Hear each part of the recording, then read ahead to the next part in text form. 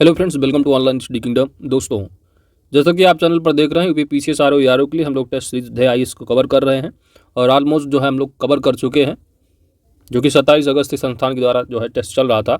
तो टोटल जो है 29 अक्टूबर तक जो है पूरा का पूरा टेस्ट 20 टेस्ट कवर हो चुके, जिसमें कि 10 जीएस के रहे हैं और 10 सामान्य हिंदी के।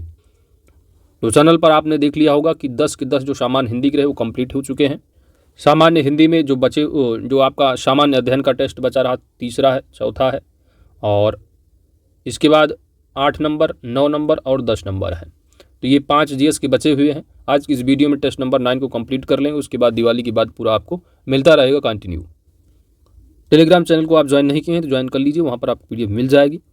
तो ज़्यादा टाइम ना लेते हुए दोस्तों, आइए हम लोग स्टार्ट करते हैं टेस्ट नंबर 9 को। जितने भी टेस्ट कराए गए हैं यूपीपीसीएस आरओ एआरओ के प्लेलिस्ट का लिंक वीडियो के डिस्क्रिप्शन में दिया गया है, आप जाकर के कवर कर सकते हैं। बायलिंगुअल ये जो है टेस्ट आपको पीडीएफ जो है मिल जाएगा टेलीग्राम चैनल @UPPCS किंगडम पर, तो इंग्लिश मीडियम वाले भी अपना कवर कर सकेंगे। तो आप जैसे आप टेस्ट देते हैं उसी तरह आपको एग्ज़ाम हाल के माहौल में आपको टेस्ट देना है। इसके बाद वीडियो के माध्यम से आप पूरा का पूरा सोल्यूशन कवर कर लीजिएगा, जिससे आपका पूरा टेस्ट अच्छे से तैयार हो जाएगा। पहला प्रश्न है आपका, बैलेंस ऑफ पेमेंट, व्यापार संतुलन है, नहीं बैलेंस ऑफ ट्रेड की बात यहाँ पर की जा रही है। तो व्यापार संतुलन अभिलेख में शामिल जो किया जाता है वह क्या किया जाता है? तो व्यापार संतुलन क्या होता है? बैलेंस ऑफ ट्रेड तो किसी देश के भीतर, किसी देश में जो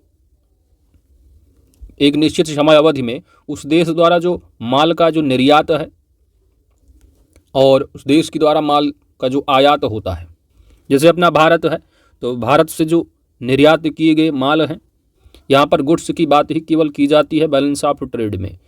तो केवल वस्तुओं के आयात निर्यात से ही संबंधित होता है। तो किसी देश के व्यापार संतुलन से तात्पर्य एक निश्चित समय अवधि में उस देश द्वारा माल के निर्यात मूल्य से आयात मूल्य घटाकर जो शीर्ष बचता है वही होता है बैलेंस ऑफ ट्रेड, व्यापार संतुलन। यहाँ पर पूछा गया है क्या शामिल किया जाता? तो केवल दृश्य व्यापार के विवरण को, दृश्य व्यापार जैसे कि कोई गुड्स जो है निर्यात हो रहा, आयात हो रहा है, तो आप उसको देख सकते हैं। जैसे कि कोई सर्विस आप प्रोवाइड कर रहे हैं तो वो अदृश्य रहेगा। तो सिंपल सी बात है, इसमें सेवाओं को नहीं लेते हैं, केवल वस्तुओं के आयात निर्यात का विवरण होता है। तो केवल दृश्य व्यापार के विवरण को, पहला बिल्कुल सही है। केवल अदृश्य व्यापार विवरण को, तो ये गलत हो जाएगा। से लिखा है कि एक निश्चित समय अवधि में किसी देश के माल के गुड्स के निर्यात मूल्य से जब आयात मूल्य घटाकर जो अवशेष होता है वही बैलेंस ऑफ ट्रेड होता है।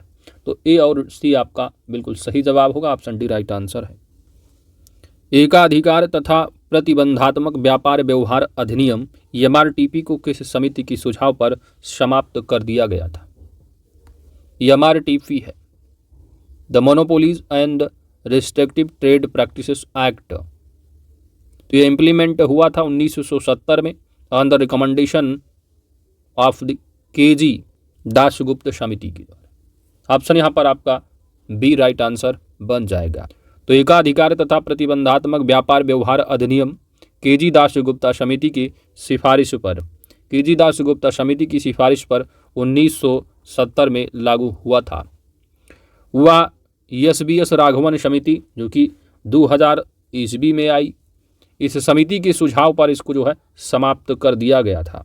तो यहाँ पर समाप्त पूछा, इसलिए राइट आंसर आपका बनेगा ऑप्शन सी सही जवाब होगा। ठीक है, ऑप्शन सी समाप्त का पूछा है तो ऑप्शन सी राइट आंसर बनेगा, क्योंकि 1970 में केजी दासगुप्ता समिति की सिफारिश पर आया और एसबीएस राघवन समिति 2000 इसको जो है समाप्त किया गया। और वर्ष 2003 आता है। 2003 में एमआरटीपी के स्थान पर भारतीय प्रतिस्पर्धा आयोग का गठन किया गया। भारतीय प्रतिस्पर्धा आयोग, competition commission of India, CCI।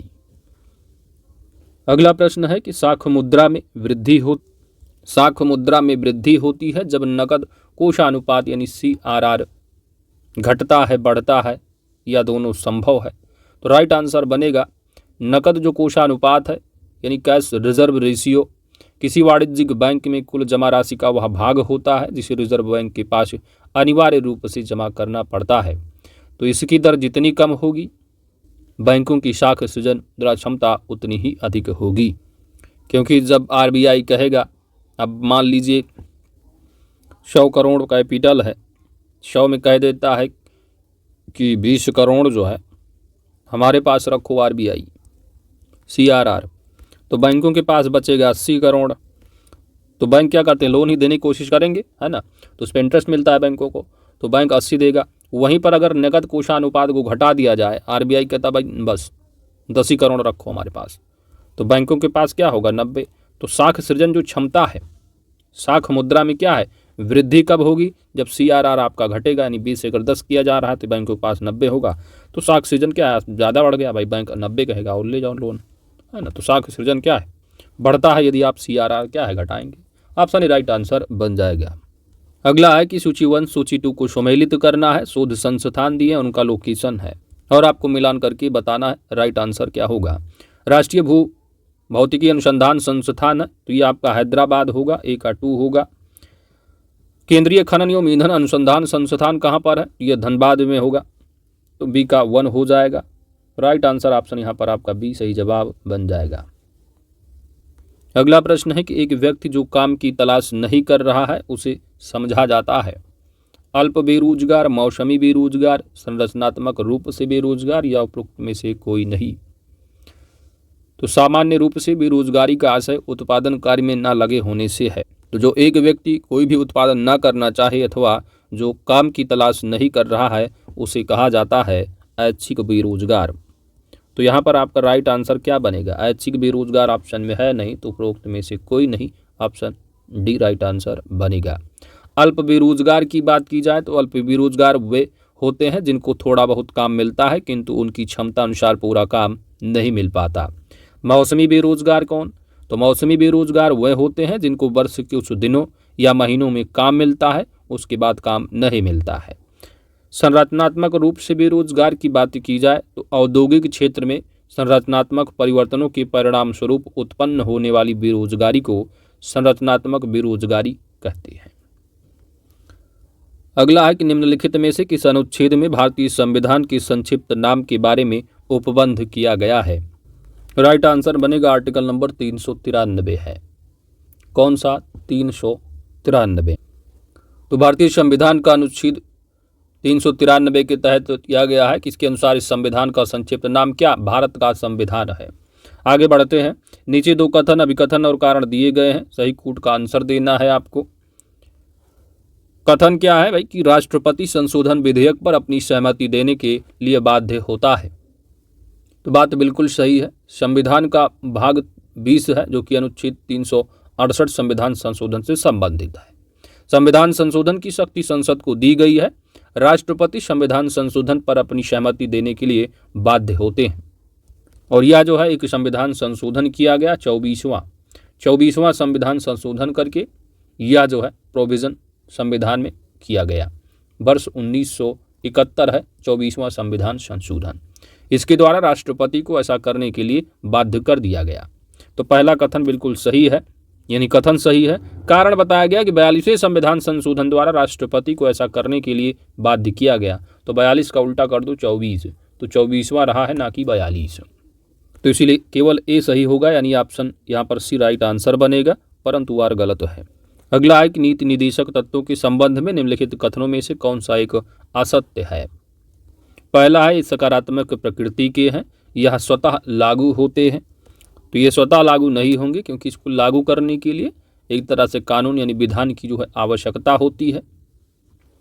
दूसरा है कि ये गैर न्यायोचित होते हैं, बिल्कुल सही है। जो डीपीएसपी है वो स्टेट जो गवर्नमेंट है उस अपने हिसाब से चलाती है ना। तो कानून जो है यानी कि न्यायोचित नहीं है, यानी जो कानूनी रूप से न्यायालय द्वारा लागू नहीं कराया जा सकता है डीपीएसपी। जैसे फंडामेंटल राइट है आपका, तो उसको आप न्यायालय कहता बिल्कुल नहीं कोई सुन रहा है तो वो हम सुनते हैं, जबकि जो डीपीएसपी है गैर न्यायोचित होते हैं, बिल्कुल सही है। ये समाजवादी प्रकृति के हैं, बिल्कुल सही। तो राइट आंसर ऑप्शन बी सही जवाब बन जाएगा।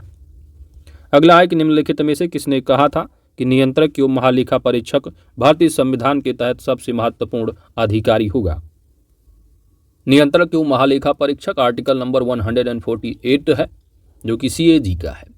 इसके स्वतंत्र पद की व्याख्या की गई है 148 में। यह लोक वित्त का संरक्षक होता है और डॉक्टर भीमराव अंबेडकर ने कहा था नियंत्रक एवं महालेखा परीक्षक भारतीय संविधान के तहत सबसे महत्वपूर्ण अधिकारी होगा। Option D right answer. अगला है यहाँ पर असत्य कथन की पहचान करनी है सहकारी समितियों के संबंध में। तो सहकारी समिति के संबंध में कहाँ पर कॉल गलत है। पहला दिया गया है कि सहकारी समितियां बनाने का अधिकार एक मौलिक अधिकार है, तो बिल्कुल सही है। तो इससे संबंधित है जो है आपका 57वां, ठीक है 97वां 97th जो संविधान संशोधन अधिनियम रहा 2011 सहकारी समितियों को संवैधानिक संरक्षण प्रदान करता है। इसके तहत संविधान में एक नया खंड 9B जोड़ा गया है। इसने सहकारी समितियां बनाने के अधिकार को मौलिक अधिकार बनाया। इसमें राज्य विधानमंडल द्वारा तय की गई संख्या के अनुसार बोर्ड के निदेशक होंगे, लेकिन किसी सहकारी समिति के निदेशकों की अधिकतम जो संख्या है वो 21 से अधिक नहीं होगी, तो अधिकतम 21। दूसरा यहाँ पर किसी सहकारी समिति के निदेशकों की अधिकतम संख्या 31 से ज़्यादा नहीं होगी, तो 31 की जगह होना चाहिए 21, इसलिए गलत हो गया। तो केवल और केवल यहाँ पर कौन सा गलत है, तो ऑप्शन बी यहाँ पर गलत होगा, केवल दूसरा, पहला सही है, तो ऑप्शन बी सही जवाब बनेगा। अगला है कि उत्तर प्रदेश का वह कौन सा जिला जो कि जनघनत्व के मामले में तीसरे स्थान पर है। जनघनत्व के मामले में सर्वाधिक जो है जनघनत्व है गाजियाबाद का, तो गाजियाबाद नंबर 1 पर है। 3971 लोग रहते हैं 1 वर्ग किलोमीटर में।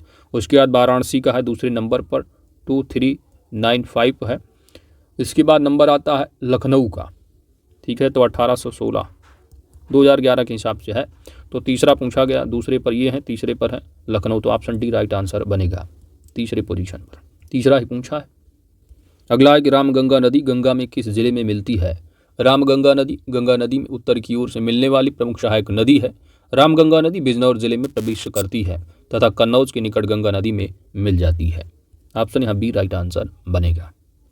नेक्स्ट है कि निम्नलिखित में से कौन सी एक बहुउद्देशीय नदी घाटी परियोजना उत्तर प्रदेश और मध्य प्रदेश की संयुक्त परियोजना है। वह है राजघाट बांध परियोजना। यह बेतवा नदी पर स्थित है और यह यूपी और एमपी की संयुक्त परियोजना है। रेहंद बांध की बात करोगे तो ये आपका रेहंद नदी पर है, पिपरी में, सोनभद्रा, है ना। गंडक की बात करोगे तो गंडक यह उत्तर प्रदेश तथा बिहार की संयुक्त परियोजना है। अगला है संग्रहालय दे रखे और उनका लोकेशन यहाँ पर मिलान करके बताना है। लोक कला संग्रहालय आपका लोकेशन लखनऊ होगा। भारत कला भवन संग्रहालय आपका वाराणसी में जाएगा। राजकीय पुरातत्व संग्रहालय आपका कन्नौज होगा। रानी महल संग्रहालय आपका झांसी होगा। तो 1 2 3 4 राइट आंसर बन जाएगा, ऑप्शन ई सही जवाब है। अगला प्रश्न है कि चूने के पत्थर की चट्टानों के घुलने से निर्मित मैदान को क्या कहते हैं। चूने के पत्थर की चट्टानों के घुलने से निर्मित मैदान को कार्स्ट मैदान कहते हैं, यानी ऑप्शन यहाँ पर आपका सी राइट आंसर बन जाएगा। वहीं पर लोइश मैदान की बात करोगे तो हवा द्वारा उड़ाकर लाई गई मिट्टी एवं बालू से निर्मित मैदान होता है। इसके अलावा है संप्राय मैदान है। कौन सा मैदान? संप्राय। तो संप्राय मैदान यानी समुद्र तल के निकट स्थित मैदान होता है जिनका निर्माण नदियों की अपरदन की फलस्वरूप होता है, वो संप्राय मैदान है। ग्लेशियल मैदान की बात करोगे तो ग्लेशियल मैदान ये हिम के जमाव से निर्मित मैदान होता है। अगला प्रश्न है 16 फुतारा क्या है। 16 फुतारा तो धुआंरे ज्वालामुखी क्रिया की अंतिम अवस्था के प्रतीक होते हैं। इनसे गैस व जलवाष्प निकलती है, तो गंधकयुक्त धुआंरे को 16 फुतारा कहा जाता है। ऑप्शन सी राइट आंसर बन जाएगा। अलास्की के कटमई पर्वत को हजारों धुआओं की घाटी कहा जाता है। अगला है विषुव, बेसिक जियोग्राफी।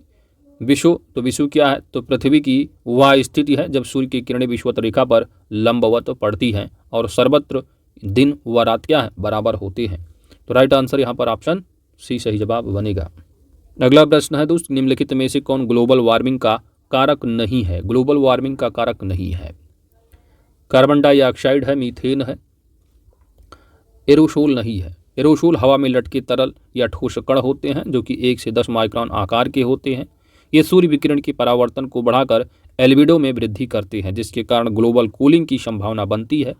इनकी उत्पत्ति ताप बिजली घरों, स्वचालित मोटर वाहनों तथा घरों में जीवाश्म ईंधन, लकड़ी, उपले आदि के दहन की फलस्वरूप होती है। ये भी है लेकिन एरोसोल नहीं। ऑप्शन यहाँ पर सी राइट आंसर होगा।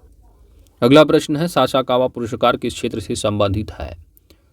सासाकावा पुरस्कार तो सासाकावा पुरस्कार यूएनईपी यानी यूनाइटेड नेशन डेवलपमेंट प्रोग्राम द्वारा 1986 में यूएनईपी द्वारा यूनाइटेड नेशन एनवायरमेंट प्रोग्राम द्वारा 1986 से पर्यावरण प्रबंधन एवं संरक्षण के क्षेत्र में अंतर्राष्ट्रीय योगदान के लिए दिया जाने वाला पुरस्कार है।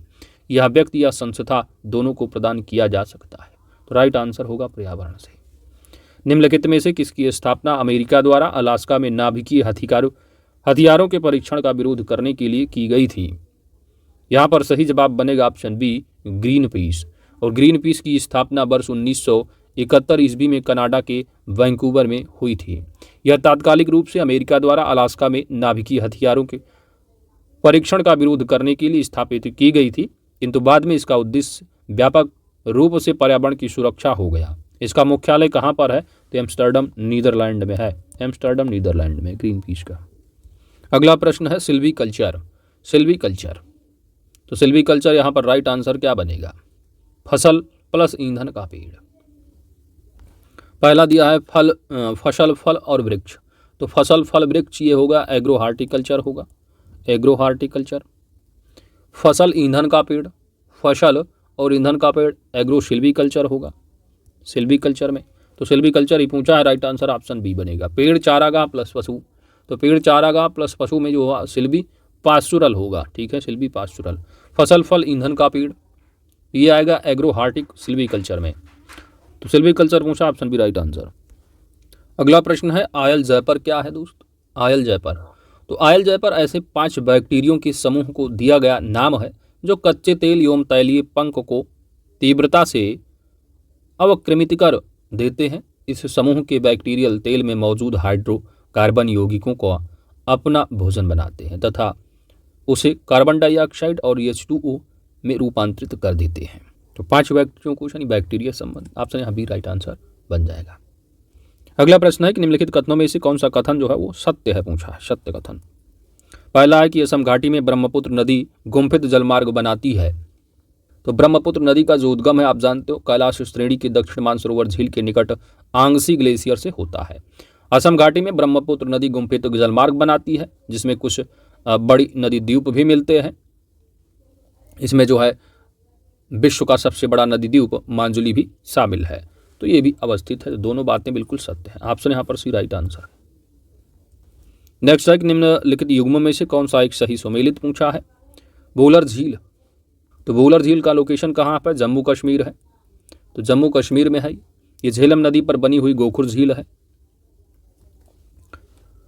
वेम्बनाड झील, तो वेम्बनाड झील कहाँ पर है? केरल में स्थित है। इस झील में वेलिंगटन द्वीप है जहाँ पर राष्ट्रीय नौकायन प्रतियोगिता आयोजित होती है, बिल्कुल सही। लोनार झील जो कि एक कृत्रिम झील है, क्रेटर झील, तो ये जो है कहाँ पर है दोस्त? महाराष्ट्र, लोनार, तो यहाँ पर जो है क्रेटर लेक, तो ये भी सही है। तो सब तो सही है, ऑप्शन है डी राइट आंसर। अगला है कि निम्नलिखित में से किसे प्रकृति का गुर्दा कहा जाता है? प्रकृति का गुर्दा, राइट आंसर बनेगा ऑप्शन बी आर्द्र भूमियों को। तो आर्द्र भूमियाँ दलदली क्षेत्र होते हैं जिनमें समुद्री या गैर समुद्री ऐसा जल जमाव हो जिसकी गहराई 6 मीटर से अधिक ना हो।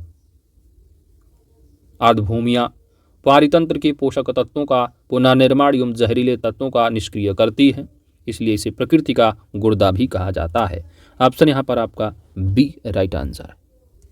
अगला प्रश्न है कि निम्नलिखित सूची 1 सूची 2 को सम्मिलित करना। एल्यूमिनियम कंपनी है और उनका लोकेशन। पहला दिया है बाल्को, तो बाल्को का लोकेशन कहाँ पर है? कोरबा में है। नालको कहाँ है? तो दामन जोड़ी में है।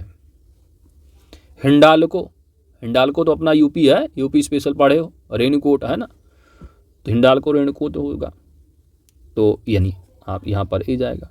इंडाल्को, पर इंडाल्को जेके नगर होगा, तो मिला लो, राइट आंसर यहाँ पर बन जाएगा ए का 4 होगा।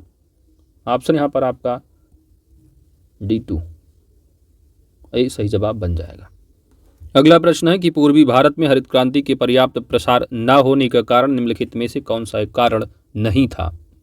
तो हरित क्रांति से आशा यानी कि वर्ष 1966 ईस्वी में भारतीय कृषि में उन्नत बीजों के उपयोग से है, जिससे कृषि उत्पादन व कृषि उत्पादकता में तीव्र वृद्धि संभव हो सकी।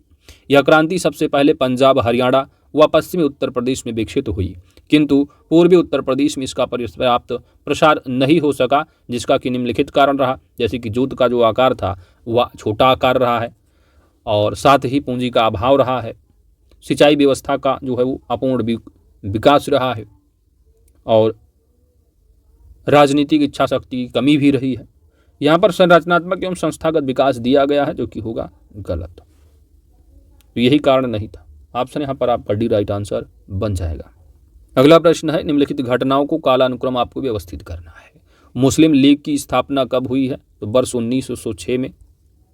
1906 में। बंगाल विभाजन होता है 1905 में। रविंद्रनाथ टैगोर को नोबेल पुरस्कार दिया जाता है 1913 में।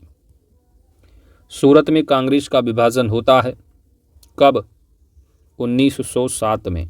अब मिला लो आप, कालानुक्रम व्यवस्थित करना है तो सबसे पहले यहाँ पर 5 आएगा, 5 यानी 2 पहले आ जाए, 2 के बाद आएगा 5 के बाद 6 होगा यानी 1 आएगा तो 2 1 हो गया।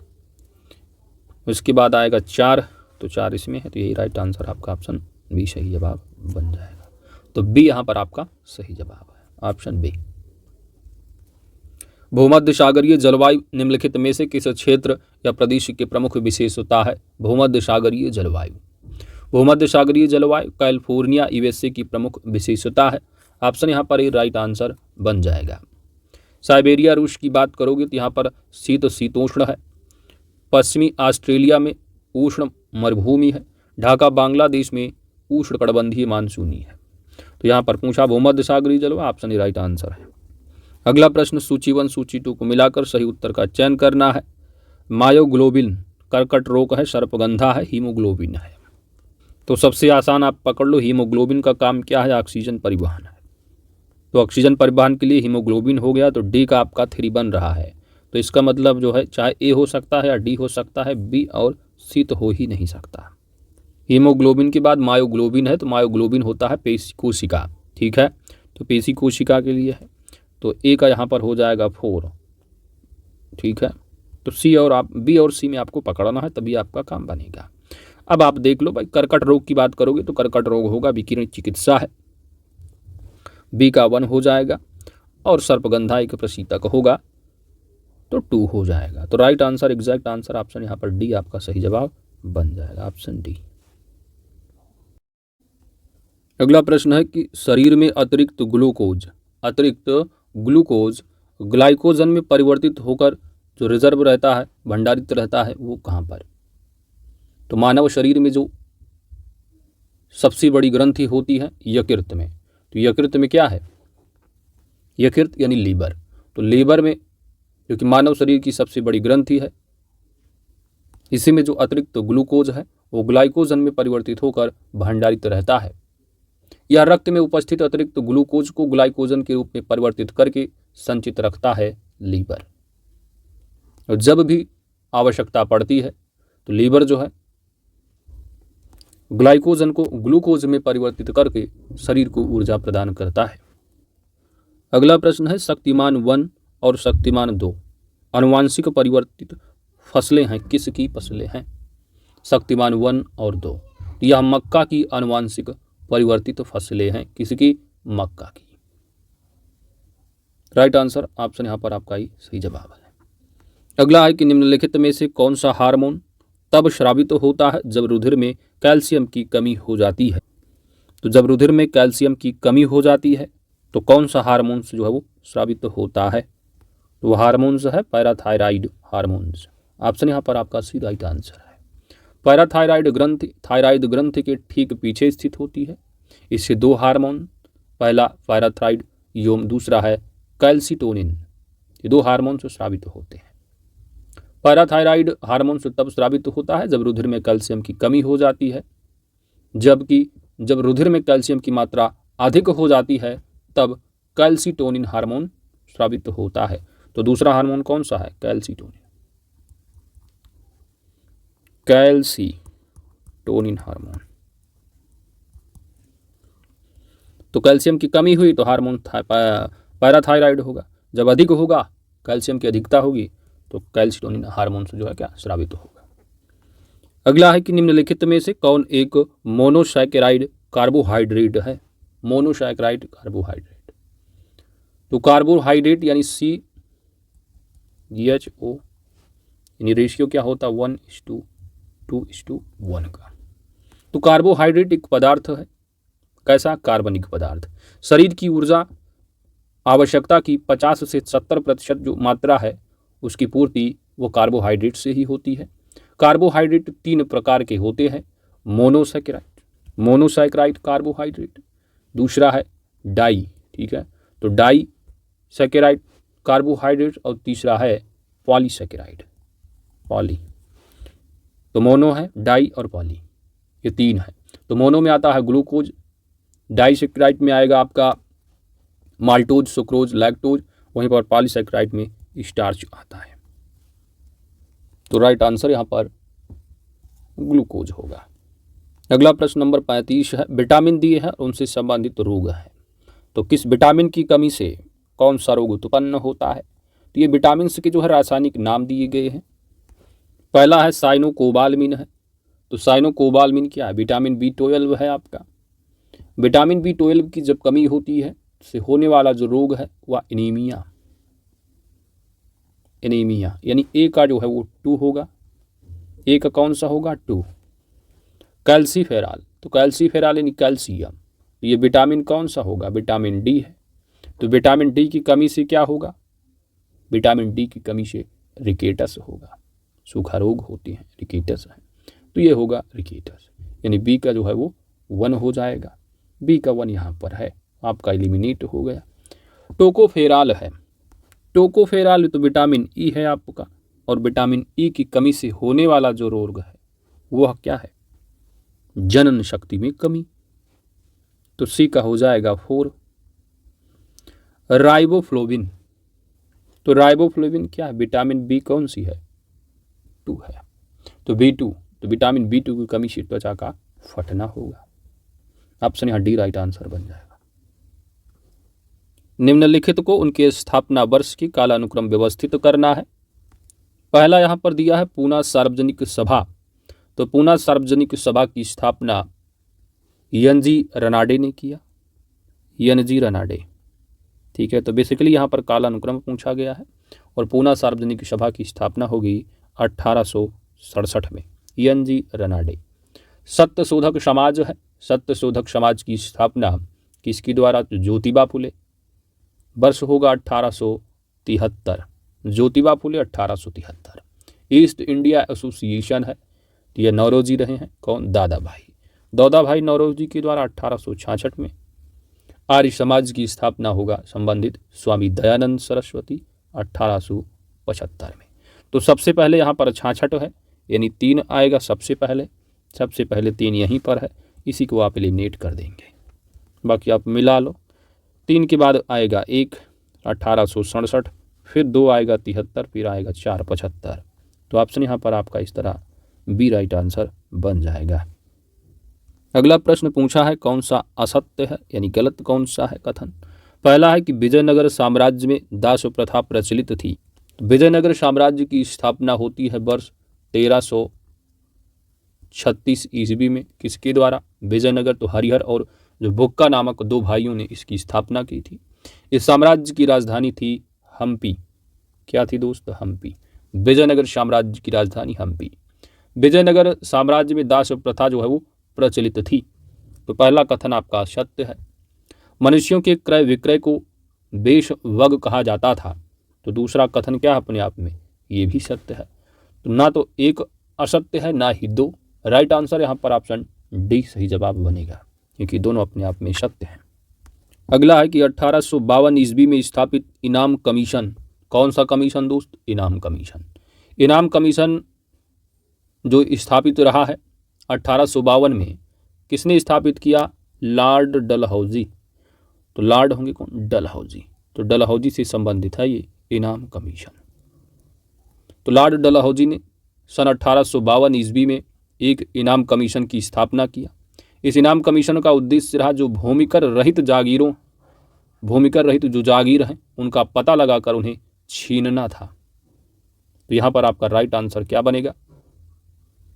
भूमि संबंधी विवेचना, ऑप्शन सी, क्योंकि इसका उद्देश्य भूमि कर रहित जागीरों का पता लगाकर उन्हें छीनना था। अगला प्रश्न 39 नंबर है।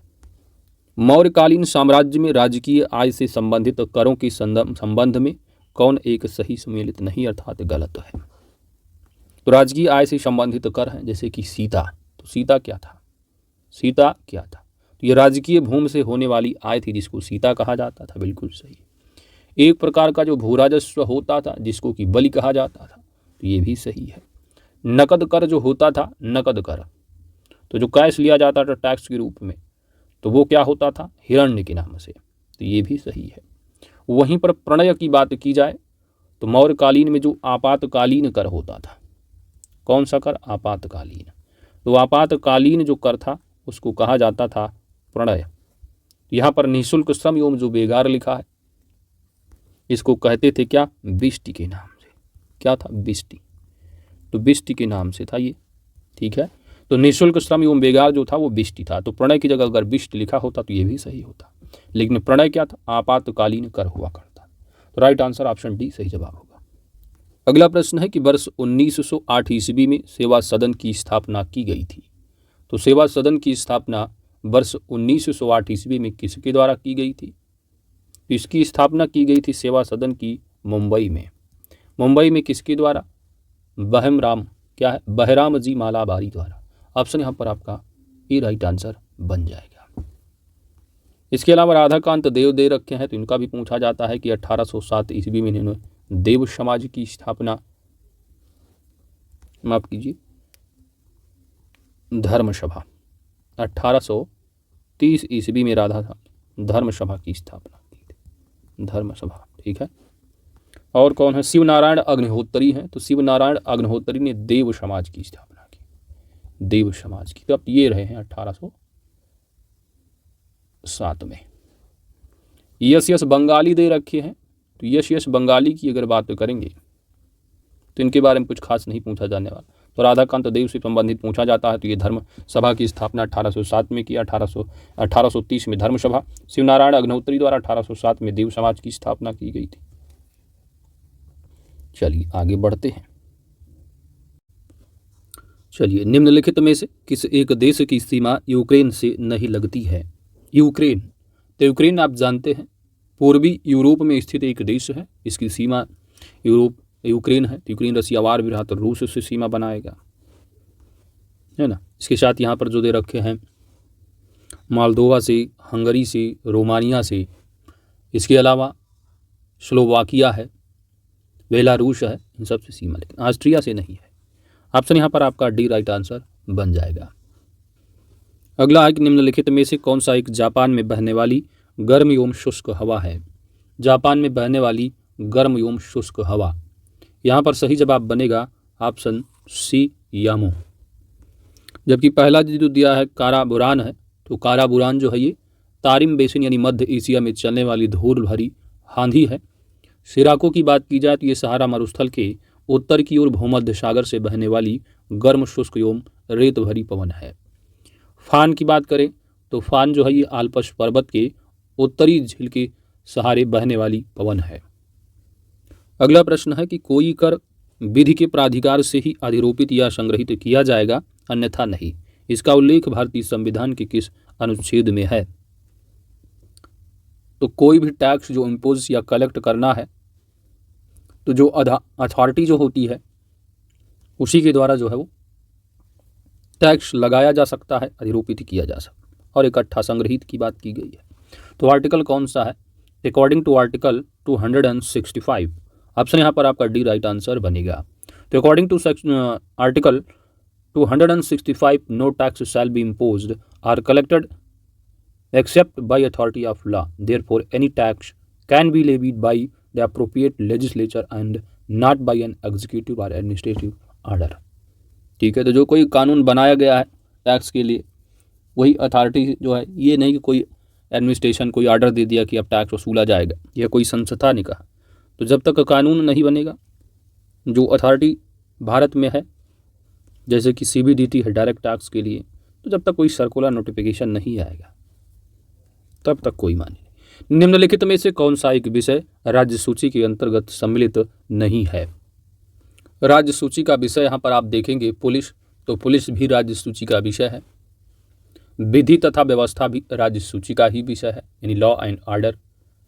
कारागार की बात की जाए तो जो प्रिजन है ये सभी की सभी क्या है, सब्जेक्ट स्टेट लिस्ट के हैं। वहीं पर जो दंड प्रक्रिया संहिता है, दंड प्रक्रिया संहिता code of criminal procedures has been included under the concurrent list. तो समवर्ती सूची का विषय है ये, समवर्ती सूची। तो राइट आंसर ऑप्शन ए सही जवाब बनेगा।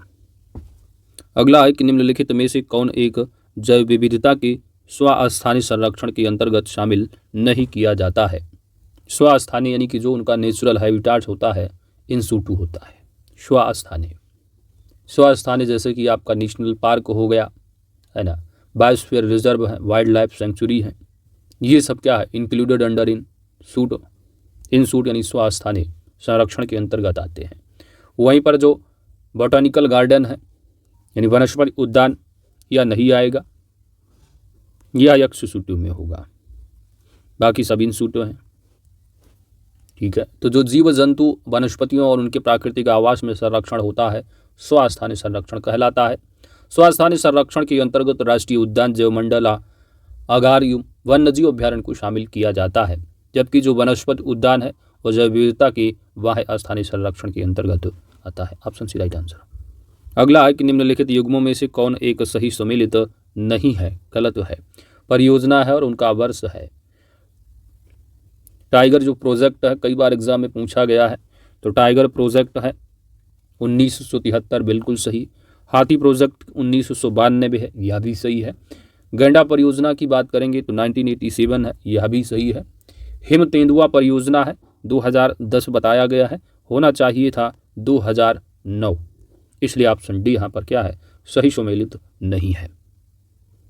अगला प्रश्न है कि राष्ट्रीय कक्ष वनस्पति आनुवांशिकी संसाधन केंद्र कहाँ पर अवस्थित है। National mangrove genetic resource centre has been established in Orissa.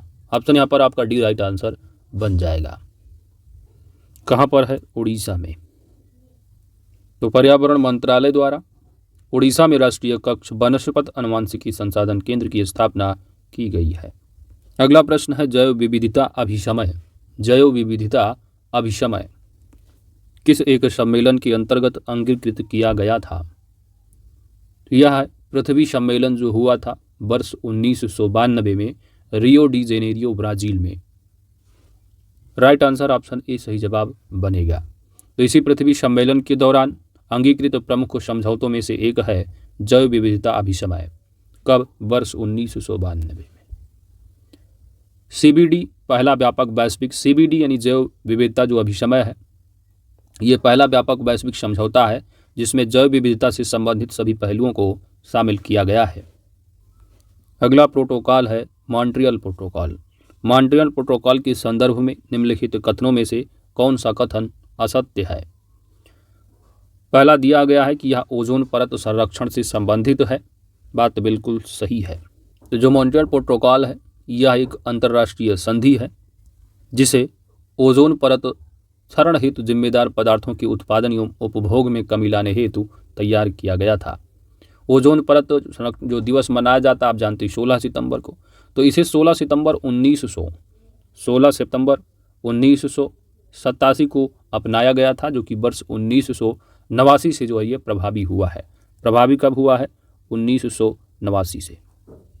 यह एक बाध्यकारी समझौता है, यह एक बाध्यकारी समझौता और यहाँ पर लिखा है गैर बाध्यकारी, इसलिए गलत हो गया दूसरा।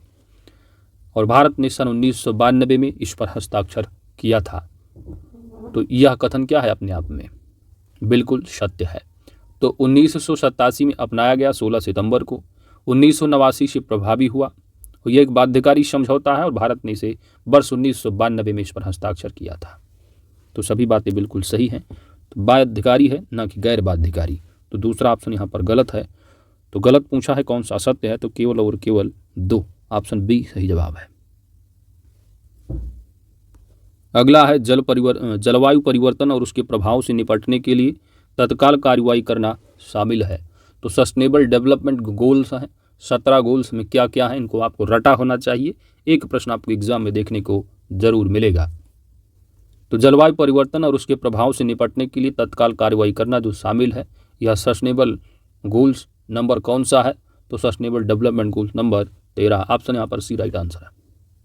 तो taking immediate action to combat climate change and its impact is included under sustainable development goals 13। Next है कि निम्नलिखित कथनों पर आपको विचार करना है और सत्य कथन की पहचान करनी है। पहला है कि विनिपेग जो नगर है यह गेहूं की मंडी हेतु विश्वविख्यात है, और विनिपेग जो है यूरेशिया क्षेत्र में स्थित है, तो सत्य कथन चुनना है। दूसरा कथन यहाँ पर आपका गलत है, विनिपेग जो है ये कनाडा में स्थित है, कनाडा में, तो इसलिए दूसरा गलत हो, केवल और केवल एक सत्य ऑप्शन है। अगला है कि विश्व की सबसे बड़ी सीसा जिंक की सुलिवान खान कहाँ स्थित है? विश्व की सबसे बड़ी सीसा जिंक की सुलिवान खान कहाँ स्थित है? तो सुलिवान खान का लोकेशन मिलेगा आपको।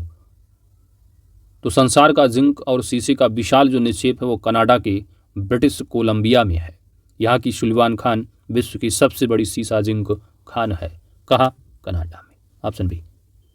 अगला प्रश्न है कि धन विधेयक के संदर्भ में, धन विधेयक के संबंध में आपको निम्नलिखित में से कौन सा कथन गलत है आपको बताना है। धन विधेयक से संबंधित है।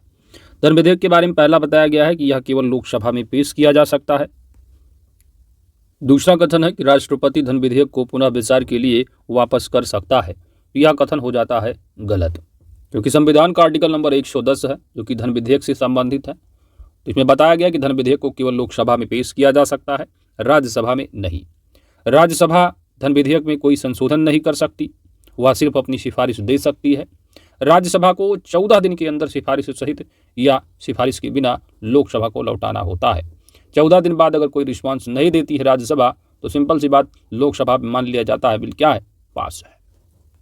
और राष्ट्रपति धन विधेयक को पुनः विचार के लिए वापस नहीं कर सकते, क्योंकि उसे उसकी पूर्व अनुमति से ही लोकसभा में प्रस्तुत किया जाता है। तो जो मनी बिल है वो राष्ट्रपति की पूर्व अनुमति से ही क्या है, प्रस्तुत किया जाता है, इसलिए उनको पुनर्विचार के लिए वापस नहीं कर सकते हैं।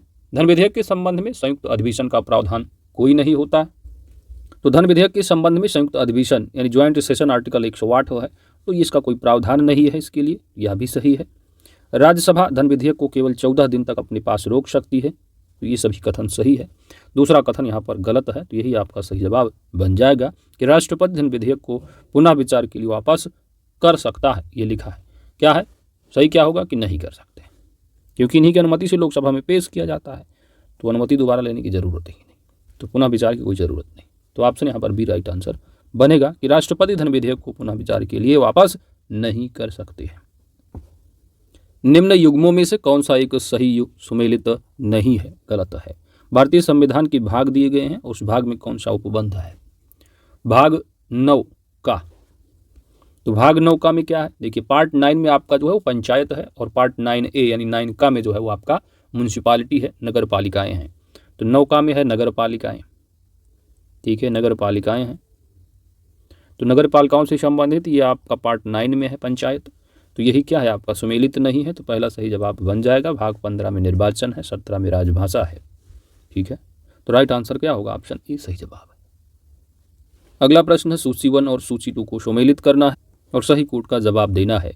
स्टेट दिए गए हैं और उनमें कितनी लोकसभा सीटें हैं, यहाँ पर आपको मिलान करना है। पहला दिया गया है राजस्थान, तो राजस्थान में कितनी लोकसभा सीटें हैं, 25 हैं। कितनी है दोस्तों, 25। छत्तीसगढ़ में लोकसभा सीटों की संख्या होगी 11। मध्य प्रदेश में लोकसभा सीट की संख्या 29 है। कितनी, 29, तो सी का 2 होगा। पश्चिम बंगाल में लोकसभा की सीटें हैं 42, तो यहाँ पर हो जाएगा 42, 1, ठीक है। तो इस तरह यहाँ पर राइट आंसर बनेगा 4321, 4321 यानी ऑप्शन यहाँ पर आपका ये राइट आंसर है। अगला प्रश्न है कि निम्नलिखित कथनों में से कौन सा कथन सही है। पहला है कि किसी सदन का स्थगन उसके पीठासीन अधिकारी द्वारा किया जाता है, तो स्थगन यानी कि किसी सदन का जो स्थगन है, किसी बैठक के कार्य का निलंबन है। संसद के दोनों सदनों का जो स्थगन है उनके जो पीठासीन अधिकारी यानी अध्यक्ष या सभापति द्वारा किया जाता है। लोकसभा है तो लोकसभा अध्यक्ष होंगे, ठीक है। अगर राज्यसभा है तो सभापति यानी उपराष्ट्रपति जो होते हैं। तो पहला कथन है सही। दूसरा है कि किसी एक या दोनों सत्रों का सत्रावसान राष्ट्रपति द्वारा किया जाता है। सत्रावसान यानी सत्र को क्या है, समाप्त करना, तो यह कथन भी बिल्कुल सही है।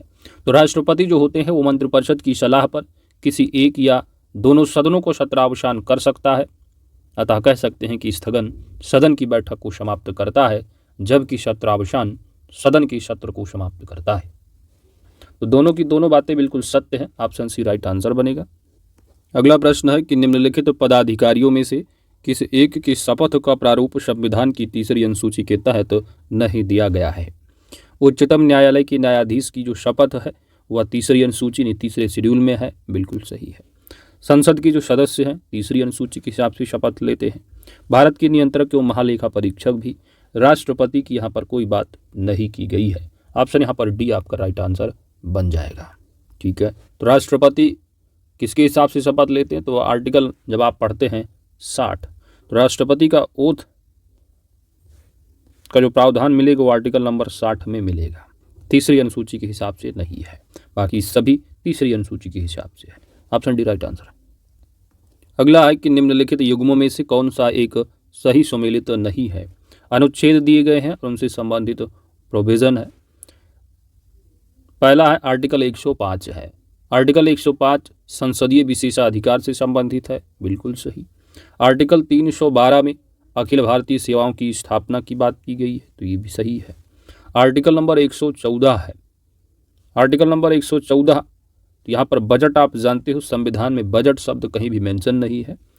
इसकी बजट को आप कहते हैं एनुअल फाइनेंशियल स्टेटमेंट, यानी वार्षिक वित्तीय विवरण है।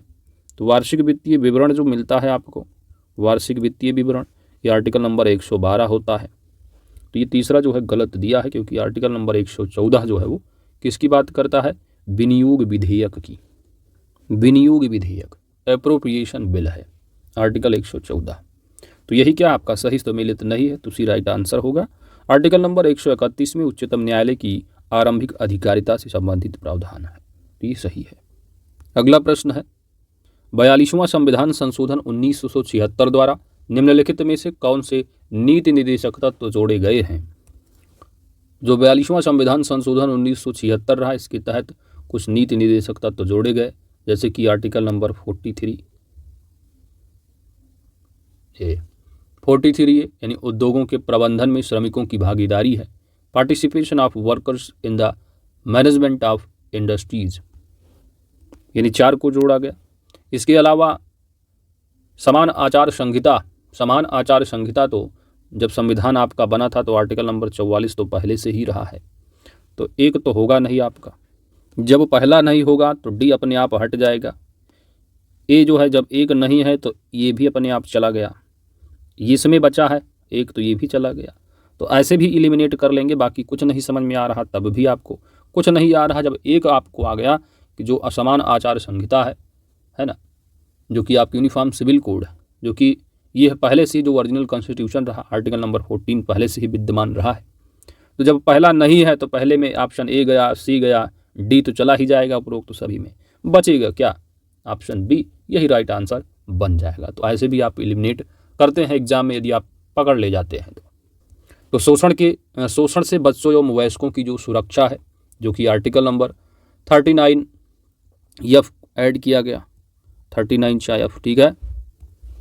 समान न्याय तथा निःशुल्क विधिक सहायता है, यानी 39A की बात की गई। ये सभी आपके जोड़े गए हैं, तो ये जोड़ा गया ये, तो 2, 3 एंड 4 यानी ऑप्शन आपका B right answer.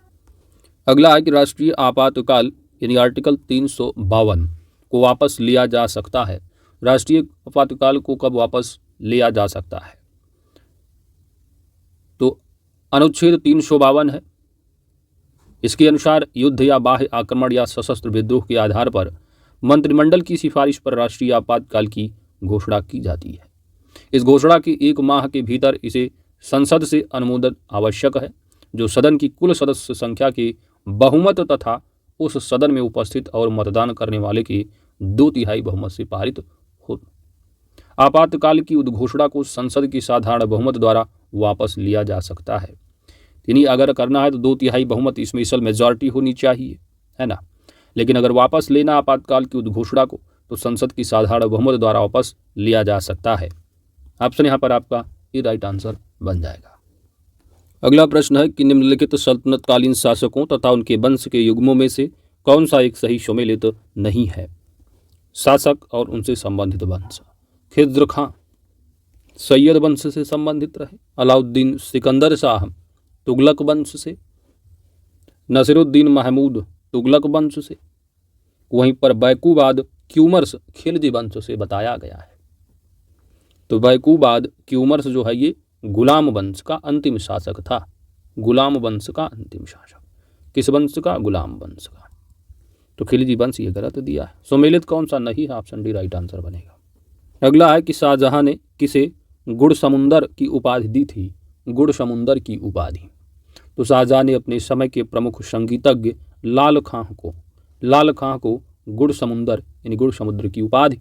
Option C right answer. अगला है भारत में निम्नलिखित के आने वाले सही कालक्रम क्या है। नगर संस्कृति है, सोने के सिक्के, चांदी के सिक्के, लोहे का हल।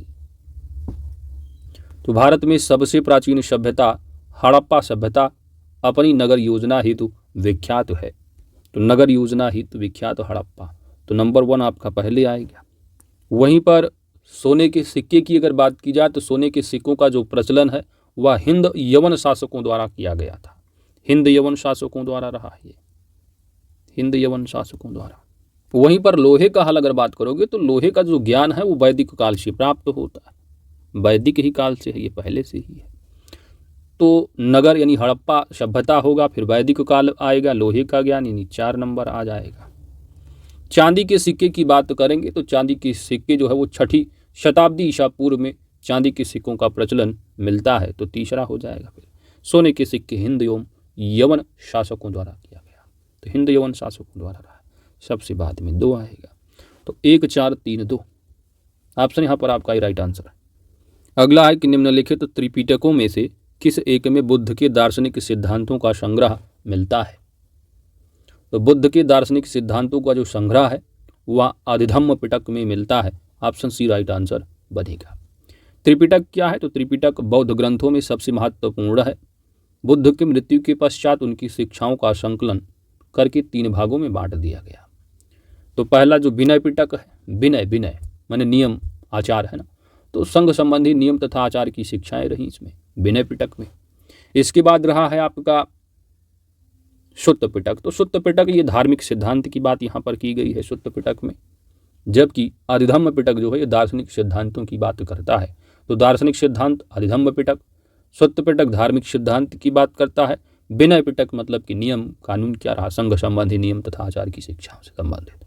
ये 3 पिटक है त्रिपिटक बौद्ध धर्म के, विनय सुत्त आदिधम्म। अगला है कि निम्नलिखित में से किस एक के द्वारा रामायण की रचना तमिल भाषा में रामायणम के नाम से की गई थी। तमिल भाषा में रामायण किसके द्वारा? सही जवाब बनेगा कंबन। ऑप्शन यहाँ सी राइट आंसर है। तो कंबन ने रामायण की रचना तमिल भाषा में रामायणम के नाम से की थी। अगला प्रश्न है नालंदा विश्वविद्यालय को ध्वस्त करने वाला बख्तियार खिलजी किस सल्तनतकालीन शासक का सेनापति था।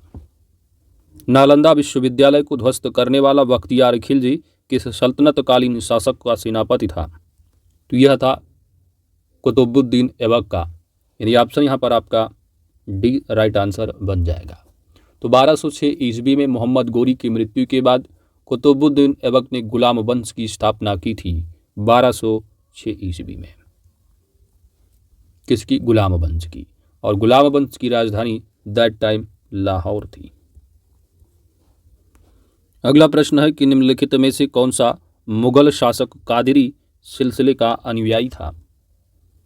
निम्नलिखित में से कौन सा मुगल शासक कादिरी सिलसिले का अनुयायी था। राइट आंसर यहां पर बनेगा दोस्त दारा शिकोह, ऑप्शन बी। तो मुगल शासक दारा शिकोह कादिरी सिलसिले का अनुयायी था। यह जो रहा है, इस संप्रदाय के प्रवर्तक जो थे वो अब्दुल कादिर जिलानी थे। कौन सा संप्रदाय? कादिरी सिलसिले। तो कादिरी सिलसिले संप्रदाय के प्रवर्तक अब्दुल कादिर जिलानी थे। इस संप्रदाय के सबसे प्रसिद्ध संत शेख मीर मोहम्मद या मियां मीर हुए थे। अगला है कि 68 नंबर है, मुगल शासन व्यवस्था में भूमि माप के लिए इंपॉर्टेंट है। मुगल शासन व्यवस्था में भूमि माप के लिए प्रयुक्त लोहे के कड़ों से युक्त बांस की छड़ कहलाती थी, क्या कहलाती थी? राइट आंसर यहाँ पर बनेगा तनब कहलाती थी। तो मुगल शासन व्यवस्था में भूमि माप के लिए प्रयुक्त लोहे के कड़ों से युक्त बांस की छड़ तनब कहलाती थी, क्या? तनब। ऑप्शन यहाँ पर भी आपका राइट आंसर बन जाएगा। वहीं पर जरीबाना की बात की जाए तो जरीब से भूमि मापने वाले कर्मचारी का शुल्क होता था जरीबाना। खूत क्या होता है? तो खूत जो है ये गांव का राजस्व वसूल करने वाला अधिकारी होता था, वह खूत था। वहीं पर सरकार द्वारा किसान को दिया जाने वाला जो कृषि ऋण था उसको कहा जाता था तकाबी। अगला है कि निम्नलिखित में से कौन सा मंदिर चोलों से संबंधित नहीं है? चोलों से संबंधित ऐरावतेश्वर मंदिर है। कौन सा मंदिर? ऐरावतेश्वर मंदिर। कोरंगनाथमस्वर मंदिर है, कोरंगनाथ मंदिर है, बृहदेश्वर मंदिर है, कैलाशनाथ मंदिर है। तो ये जो कैलाशनाथ मंदिर है यह चोलों से संबंधित नहीं है। राइट आंसर यहाँ पर ऑप्शन डी सही जवाब बनेगा। कैलाशनाथ मंदिर का जो निर्माण है वह राष्ट्रकूट से संबंधित हो। तो राष्ट्रकूट शासक कृष्ण प्रथम द्वारा करवाया गया था निर्माण, कृष्ण प्रथम द्वारा। किसका? कैलाशनाथ मंदिर का। यह एलोरा के मंदिरों में अपनी आश्चर्यजनक शैली के लिए विश्व प्रसिद्ध है, कैलाशनाथ मंदिर। बाकी जो मंदिर हैं वह चोलों से संबंधित रहे। निम्नलिखित में से कौन सा एक सिक्का अकबर द्वारा नहीं चलाया गया था? अकबर द्वारा नहीं चलाया गया सिक्का यहां पर दिया हुआ है निसार। निसार अकबर द्वारा चलाया नहीं गया था। यह किसके द्वारा? जहांगीर द्वारा। जहांगीर द्वारा चलाया गया तांबे का सिक्का था जो रुपए के चौथाई मूल्य के बराबर होता था, जबकि मुहर, संसब तथा इलाही तीनों अकबर द्वारा चलाए गए सिक्के रहे। अगला प्रश्न है इतलाक प्रथा है। कौन सी प्रथा? इतलाक प्रथा। इतलाक प्रथा के संदर्भ में निम्नलिखित में से कौन सा सही होगा? पहला दिया है इसका प्रारंभ फिरोज शाह तुगलक ने किया था इतलाक प्रथा का शुभारंभ, बिल्कुल सही है। इतलाकनामा एक प्रकार की हुंडी थी जिसकी सहायता से सैनिक राजस्व अधिकारियों से वेतन प्राप्त करते थे। तो दोनों के दोनों बातें बिल्कुल सत्य हैं। ऑप्शन यहाँ पर सी राइट आंसर है। अगला है सहकारी बैंकों में से किस एक को ही रिजर्व बैंक से पुनर्वित्त प्राप्त करने की सुविधा प्राप्त है? सहकारी बैंकों में से किस एक को ही रिजर्व बैंक से पुनर्वित्त प्राप्त करने की सुविधा है? यहाँ पर आपका सही जवाब बनेगा। तो भारत में जो सहकारी बैंकों का गठन है वो 3 स्तरों वाला होता है। राज्य सहकारी बैंक, केंद्रीय और जिला तथा प्राथमिक शाख समितियां होती हैं। तो इनमें से केवल और केवल जो राज्य सहकारी बैंक हैं इन्हीं को ही रिजर्व बैंक से पुनः वित्त प्राप्त करने की सुविधा है। Option B. निम्नलिखित में से किस समिति की सिफारिश के आधार पर बीमा क्षेत्र का निजीकरण किया गया था? तो बीमा क्षेत्र का जो निजीकरण किया गया था किस कमेटी की सिफारिश के आधार पर किया गया? यहाँ पर आपका सही जवाब बनेगा बीमा क्षेत्र का निजीकरण मल्होत्रा समिति की सिफारिशों के आधार पर किया गया है। Malhotra, option C right answer बनेगा। इस समिति का गठन कब हुआ है? तो इस समिति का गठन हुआ है अप्रैल 1992 में केंद्र सरकार द्वारा किया गया था, 1992। अगला प्रश्न 74 है। नीचे 2 कथन दिए गए हैं जिनमें से एक को अभिकथन और दूसरे को कारण कहा गया है। अभिकथन ए है कि विकासशील अर्थव्यवस्था के लिए थोड़ी मात्रा में मुद्रास्फीति एक टॉनिक का कार्य करती है। तो कथन बिल्कुल सही है। कारण है कि थोड़ी थोड़ी मूल्य वृद्धि से उत्पादकों को अधिक उत्पादन करने की प्रेरणा मिलती है। तुम्हारी मुद्रास्फीति बढ़ेगा तो महंगाई होगी, तो प्रोडक्शन, सिंपल सी बात पड़ता है। आप बेसिक पार्ट इकोनॉमिक्स पढ़ते आपको मालूम है। तो यहाँ पर कथन और कारण दोनों सही है और कथन कारण से व्याख्या भी है। ऑप्शन यहाँ पर राइट आंसर। थोक मूल्य सूचकांक है। थोक मूल्य सूचकांक के संदर्भ में निम्नलिखित कथनों में से कौन सा सत्य होगा? थोक मूल्य सूचकांक यानी होलसेल प्राइस इंडेक्स के बारे में सही कथन। तो होलसेल जो प्राइस इंडेक्स है इसका जो आधार वर्ष है वह 2004-05 बताया गया है। तो 2004-05 पहले था, लेकिन 2017 में इसको जो है क्या है बदल दिया गया आधार वर्ष को। 2017 में आधार वर्ष हो गया है 11-12 लिया जाता है। होलसेल प्राइस इंडेक्स के लिए आधार वर्ष 2017 से पहले इसको जो है 2004-05 ही कहते, लेकिन 17 में इसको 11-12 बना दिया गया आधार वर्ष। तो पहला कथन हो गया अपने आप में गलत, क्योंकि 4-5 की जगह क्या 11-12। दूसरा है कि इस सूचकांक पर आधारित मुद्रास्फीति के आंकड़े वाणिज्यिक एवं उद्योग मंत्रालय द्वारा त्रैमासिक आधार पर जारी किया जाता है। तो मंत्रालय तो ठीक है कि जो थोक मूल्य सूचकांक है, होलसेल प्राइस इंडेक्स है, या वाणिज्य एवं उद्योग मंत्रालय यानी कि ministry of commerce and industry, इसके द्वारा जारी किया जाता है। कब, किस आधार पर? यहाँ पर लिखा है त्रैमासिक। त्रैमासिक नहीं, मासिक आधार पर जारी किया जाता है दोस्तों, मासिक आधार पर। तो इसलिए दूसरा कथन भी क्या अपने आप में गलत हो गया। सत्य पूछा है तो ना तो एक सत्य है ना ही दो, ऑप्शन डी राइट आंसर है। अगला है कि निम्नलिखित में से किस पंचवर्षीय योजना का मूलभूत उद्देश्य मानव विकास करना था? किस पंचवर्षीय योजना का जो मूलभूत उद्देश्य रहा वो मानव विकास करना था? यहाँ पर आपका सही जवाब बनेगा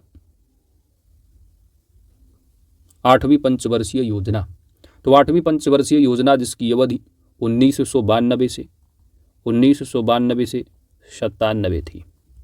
8वीं पंचवर्षीय योजना का मूलभूत उद्देश्य विभिन्न पहलुओं में मानव विकास करना था। ऑप्शन यहाँ पर बी आपका राइट आंसर बन जाएगा। अगला है कि निम्नलिखित युग्मों में से कौन सही सम्मिलित तो नहीं है, आपको बताना है। तो क्वेकर जो सिटी है वो आप फिलाडेल्फिया को कहा जाता है। न्यू हेब्राइड यह वनवातु है। ग्रेट हायरिंग पोंड तो ये कौन है? ये अटलांटिक महासागर है, अटलांटिक महासागर है, ठीक है, अटलांटिक। तो यहाँ पर जो है वो गलत है, तीसरा प्रशांत महासागर को बताया गया है। होना क्या चाहिए था? अटलांटिक। नेवरलैंड तो प्रेरीज ऑफ नॉर्थ है, ये भी सही है, ऑप्शन सी राइट आंसर। अगला है निम्नलिखित कथनों में से कौन सा पठार इरावदी तथा साल्वीन नदियों के मध्य स्थित है? कौन सा पठार है? तो म्यांमार में स्थित है सान पठार। कौन सा? सान पठार। कहाँ पर है? म्यांमार में। तो म्यांमार में स्थित सान पठार इरावदी तथा साल्वीन नदियों के मध्य स्थित है। यह खनिज संसाधनों से भरपूर है सान पठार, ऑप्शन बी। अगला प्रश्न है कि अफ्रीका महाद्वीप में एटलस पर्वत का विस्तार कहाँ से कहाँ तक? एटलस पर्वत का विस्तार जो है, एटलस पर्वत तो अफ्रीका महाद्वीप में स्थित है और इसका विस्तार मोरक्को, अल्जीरिया एवं ट्यूनीसिया में है। मोरक्को, अल्जीरिया एवं ट्यूनीसिया, ऑप्शन यहाँ पर आपका ये राइट आंसर बन जाएगा। यह अफ्रीका महाद्वीप का एकमात्र अल्पाइन मोड़दार पर्वत है, एटलस पर्वत। अगला प्रश्न है कि नीचे दो कथन यानी अभिकथन और कारण दिए गए हैं, सही का सही जवाब देना है आपको। अभिकथन है कि जो प्रशांत महासागर है इसके तटीय भागों को अग्निवलय कहा जाता है। कारण है कहा जाने का क्योंकि इस क्षेत्र में सर्वाधिक संख्या में सक्रिय ज्वालामुखी पाए जाते हैं।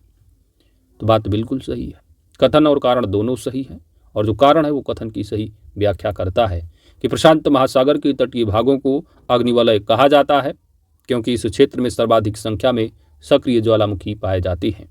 सक्रिय ज्वालामुखी वह ज्वालामुखी होते हैं जिनसे अक्सर उद्गार होता रहता है, ऑप्शन ही राइट आंसर। अगला प्रश्न है निम्नलिखित देशों में से कौन सा एक काकेशस राज्य में शामिल नहीं है? तो काकेशस पर्वत श्रृंखला है जो कि यूरोप एवं एशिया की सीमा पर स्थित है। तो इसके अंतर्गत जो शामिल राज्य हैं वो जॉर्जिया है, अजरबैजान है, आर्मेनिया है, लेकिन लाटविया नहीं है। तो राइट आंसर यहाँ पर ऑप्शन डी आपका सही जवाब बन जाएगा।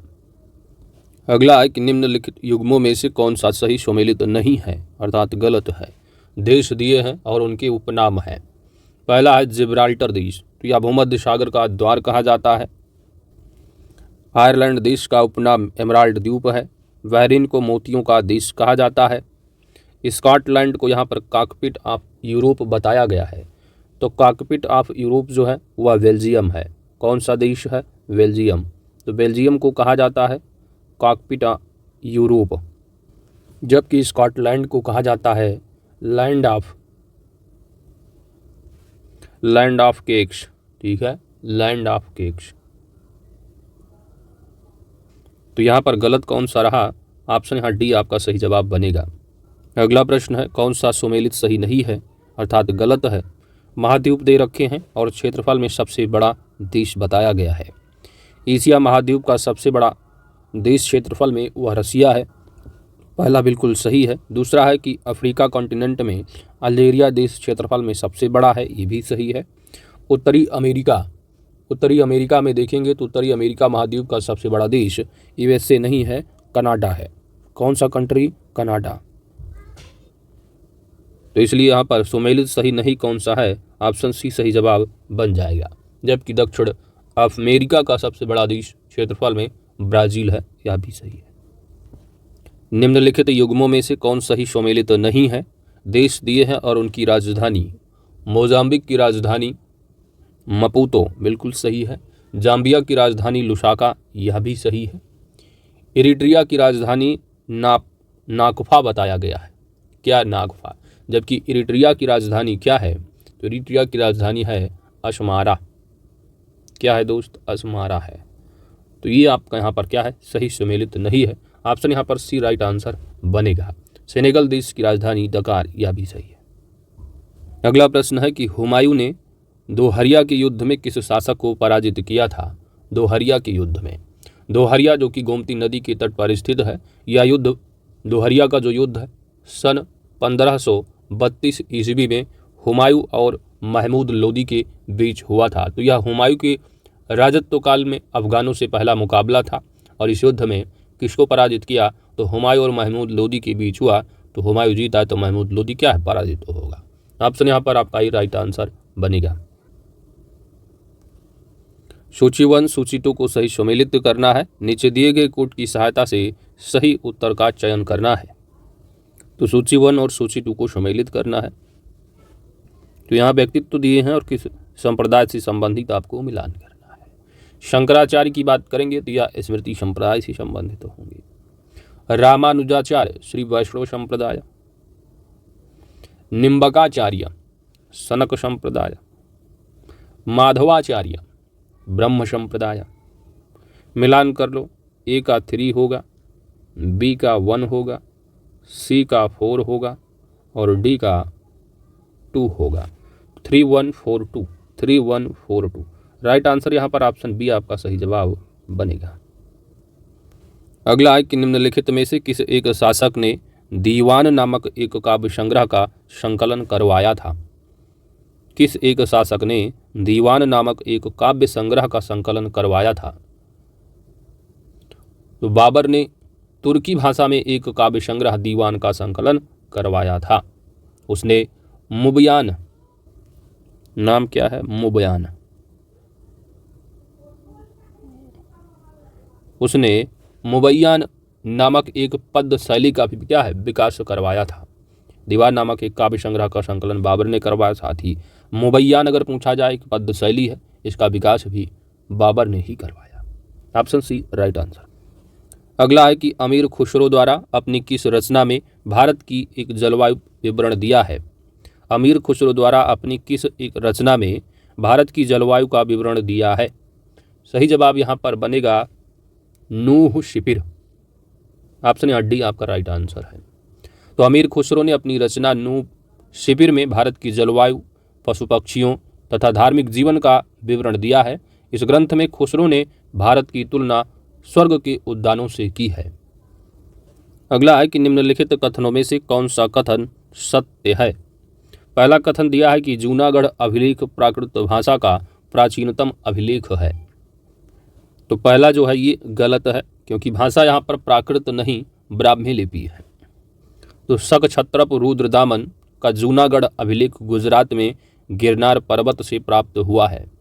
ब्राह्मी लिपि में उत्कीर्ण संस्कृत भाषा का, तो ब्राह्मी लिपि है और भाषा यहाँ पर प्राकृत नहीं संस्कृत भाषा है।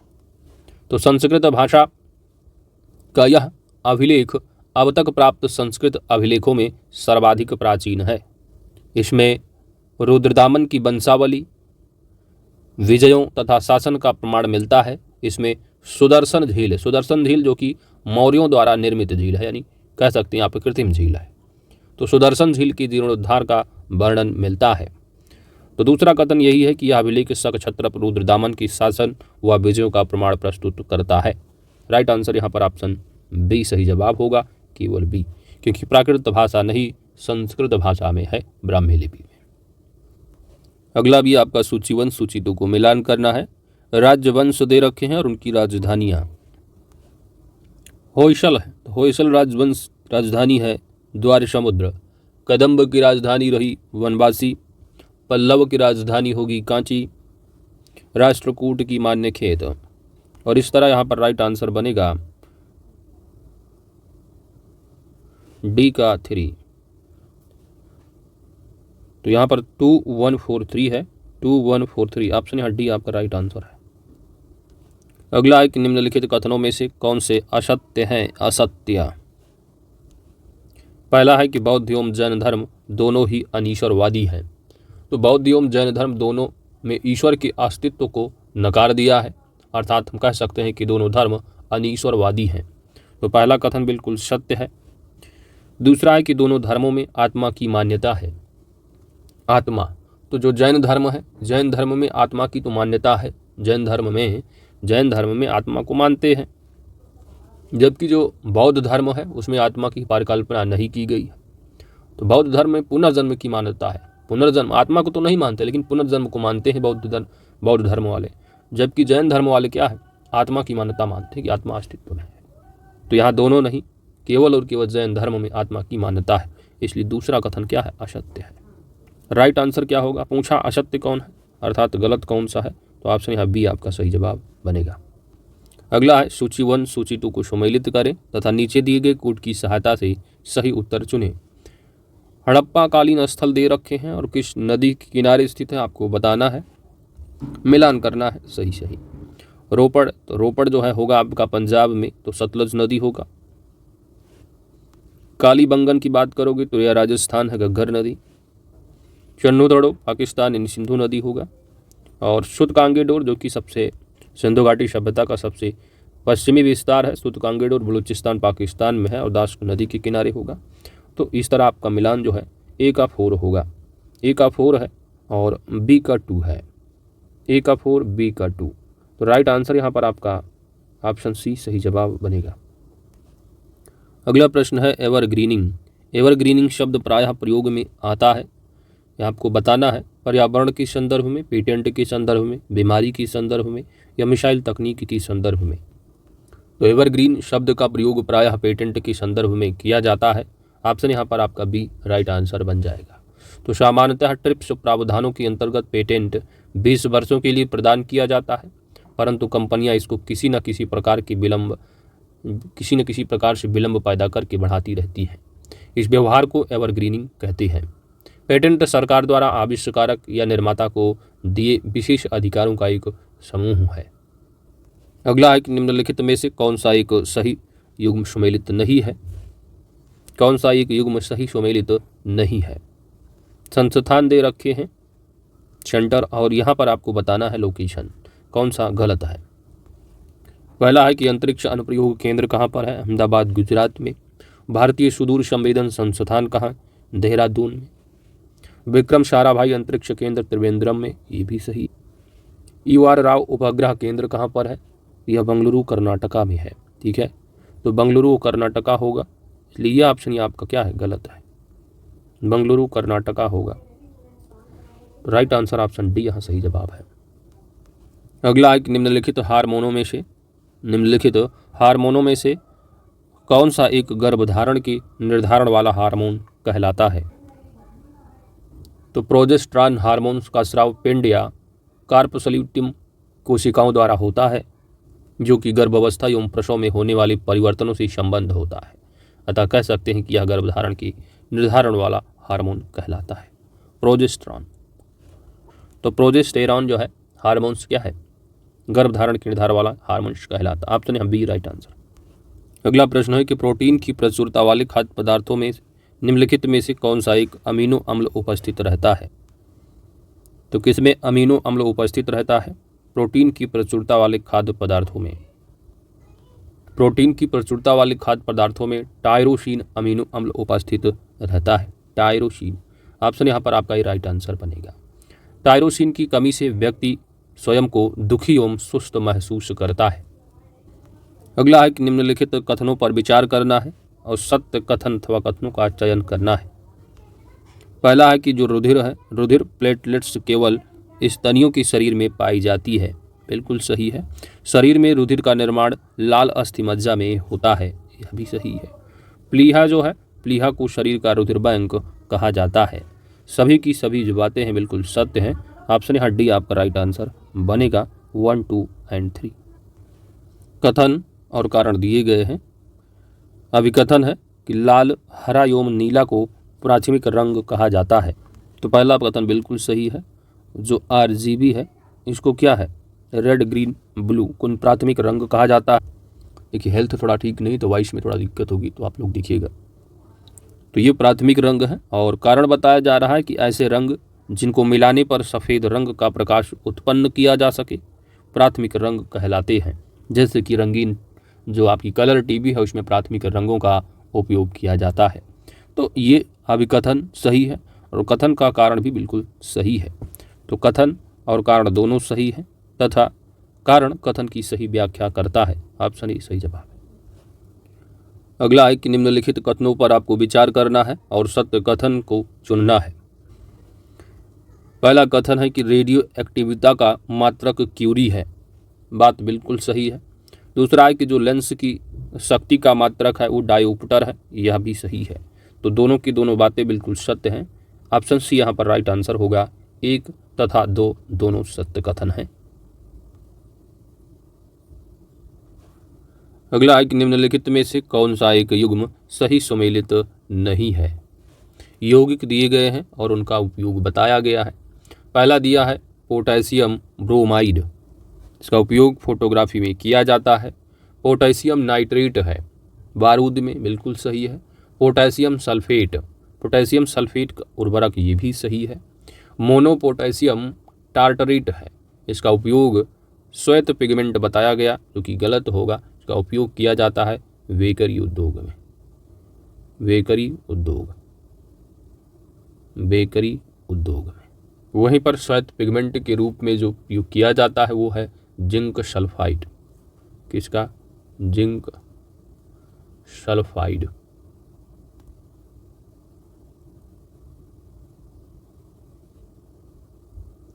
इसलिए आपका ऑप्शन डी आपका राइट आंसर बनेगा। आगे बढ़ते हैं। अगला है 101। निम्नलिखित कथनों पर विचार करें और सत्य कथन चुनना है। सत्य कथन पहला है कि हाइड्रोजन बम के जनक, हाइड्रोजन बम की जनक, फादर ऑफ हाइड्रोजन बम किसको कहा जाता है? एडवर्ड टेलर को। तो पहला कथन बिल्कुल सत्य है। और जो हाइड्रोजन बम होता है वो नाभिकीय संलयन की प्रक्रिया पर आधारित होता है, नाभिकीय संलयन प्रक्रिया पर आधारित। तो हाइड्रोजन बम नियंत्रित संलयन अभिक्रिया सिद्धांत पर कार्य करता है। नियंत्रित लिखा है, नियंत्रित नहीं, अनियंत्रित। अनियंत्रित संलयन, अनियंत्रित संलयन अभिक्रिया सिद्धांत पर कार्य करता है। इसलिए ऑप्शन यहाँ पर दूसरा जो कथन है गलत है।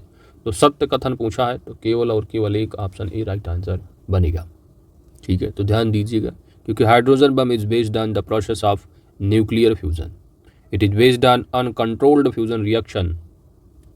अगला प्रश्न है, लंबे अंतरिक्ष यानों में अंतरिक्ष यात्रियों को निम्नलिखित में से किस एक बीमारी का सामना करना पड़ता है? तो लंबे अंतरिक्ष यानों में अंतरिक्ष यात्रियों को निम्नलिखित में से किस एक बीमारी का सामना करना पड़ता है?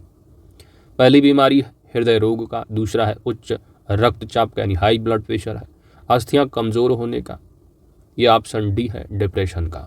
राइट आंसर बनेगा ऑप्शन सी अस्थियां कमज़ोर होने का, क्योंकि अस्थि घनत्व तो जब कम होगा तो अस्थियां कमज़ोर हो जाएंगी। तो लंबे अंतरिक्ष यानों में गुरुत्व बिल्कुल कम होता है ना, गुरुत्व जो है बिल्कुल कम होता है।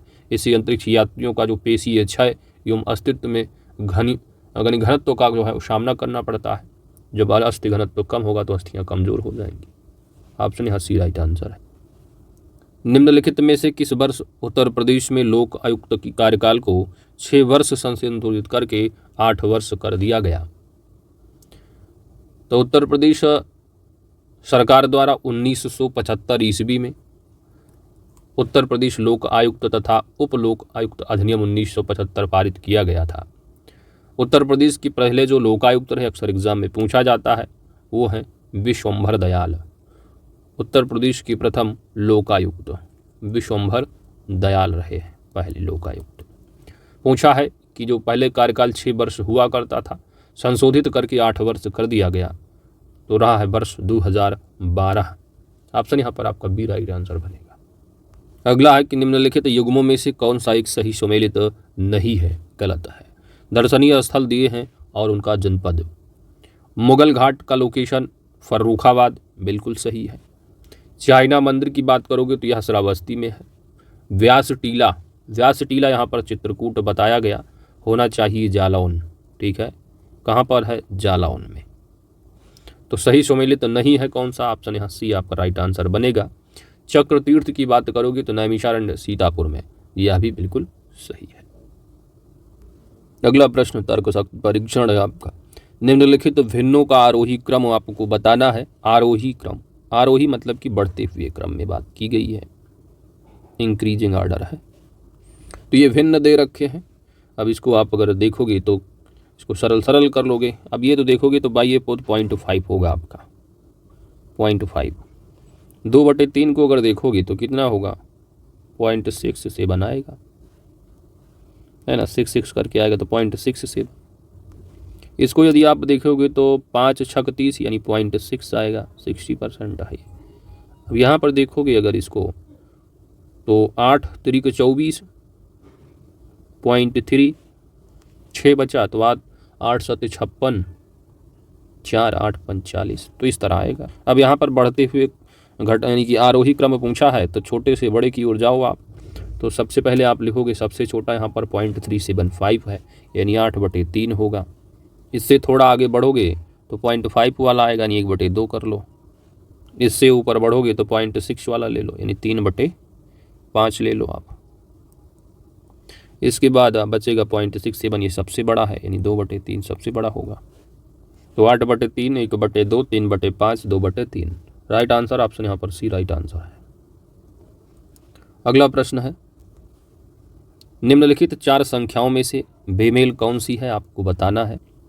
जो बड़ी संख्याएं दी हैं इनको जरा जोड़ के आप देखो जरा। तो 8 8 + 7 8 7 15 15 6 21 21 3 24 24 2 26 26 1 27, तो इनका योग कितना आ रहा है? 27। इसी तरह जरा इसको जोड़ के देख लो। 4 3 7 3 4 7 7 9 16 16 4 20 20 1 21 6 27, ये भी 27 आ रहा है। कुछ काम बनता नज़र आ रहा है। 3 1 4 4 8 12 12 9 21 21 6 27 + 0 = 27। अब इसको देख लो। 8 और 3 11 7 18 3 21 1 22 और 6 28, तो ये योग जो है 28 आ रहा है। तो बेमेल आप देखोगे तो कौन सा बन रहा है? 28 वाला, यानी ऑप्शन डी आपका राइट आंसर बन जाएगा, क्योंकि इन चारों में तीनों से भिन्न है ऑप्शन डी। आगे अगला है कि 4 से बड़ी तथा 16 से छोटी अभाज्य संख्या। अभाज्य संख्या कौन सी है? जो किसी से ना कटे, केवल एक और अपने आप से कटे, तो वही होती है अभाज्य संख्या। तो 4 से बड़ी अगर लेगो तो 4 के बीच में आता है आपका 5, 5 केवल अपने आप से कटेगा और किसी से नहीं कटने वाला है। 7 भी हो जाएगा, है ना, तो 7 भी है आपका। 8 तो कट जाता है, 2 से काट दो, 4 से काट दो, 9 भी कट जाता है 3 से, 11 होगा, 11 केवल और केवल अपने आप से कटेगा। 13 है, 13 भी केवल और केवल अपने आप से। 14 कट जाएगा, 15 भी कट जाएगा 3 से 5 से, है ना। उसके बाद 16 से छोटी, तो 16 से छोटी 13 तक रहा। तो इस तरह ये आपने कर लिया। तो 4 से बड़ी और 16 से छोटी अभाज्य संख्याएं हो गई 5 7 11 और 13। इन संख्याओं के योग का चौथाई, इनको जोड़ लो आपस में। तो इनको जब जोड़ोगे प्लस प्लस कर लोगे तो 7 5 12 और 12 और 11 कितना होगा? 12 और 11 हो जाएगा 23। 23 और प्लस 13 कितना होगा? 36 होगा। 36 आपने कर लिया। संख्याओं के योग का चौथाई, इसका चौथाई कर दो, 1/4 कर लो। चौथाई आ गया कितना? 4 9 36, यानी 9 आ गया। किस संख्या का वर्ग है? ये वर्ग किसका है? तो सिंपल सी बात, तो 3 का वर्ग होगा। ये 3 का स्क्वायर करोगे तो इतना ही आएगा, तो 3 का वर्ग होगा। ऑप्शन यहाँ पर ये राइट आंसर बनेगा। अगला प्रश्न है, 0 तथा 6 का महत्तम समापवर्तक क्या होगा? तो जब 0 आ गया तो 0 के साथ किसी भी संख्या का महत्तम समापवर्तक इन जो हाईएस्ट कॉमन फैक्टर है वह डिफाइन नहीं किया जा सकता, परिभाषित नहीं किया जा सकता, अतः कह सकते हैं यह अपरिभाषित होता है।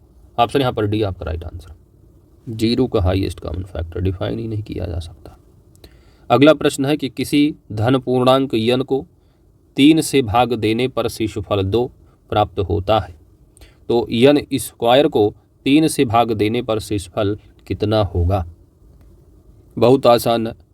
तो कोई धन पूर्णांक है ना, पूर्ण अंक है, माइनस में नहीं है, तो 1 2 3 4 5 6 7 8 9 इस तरह हो सकता है।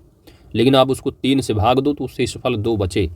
तो अगर कोई संख्या है उसको हमको भाग देना है, कोई संख्या n है उसको हमको भाग देना है 3 से, और शेषफल कितना आ जाए? 2 आ जाए। तो n बराबर क्या लें हम कि 2 आए। तो n बराबर यदि हम 5 मान लें, 5 है ना, यहीं से शुरू करो भाई, भाग दोगे तो 3 एकम 3 हो जाएगा और 2 शेषफल बच जाएगा। तो n बराबर हमारा 5 जो है आ रहा है ना।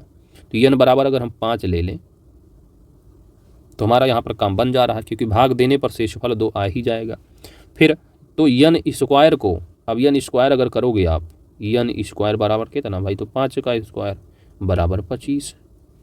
तो n स्क्वायर को 3 से भाग देने पर शेषफल कितना होगा? 3 से आप भाग दे दो तो 3 8 24, 8 बार जाएगा, 1 शेषफल बच जाएगा। तो ऑप्शन यहाँ पर बी आपका राइट आंसर बनेगा। कितना? बी, ऑप्शन बी सही जवाब, 1 शेषफल बचेगा।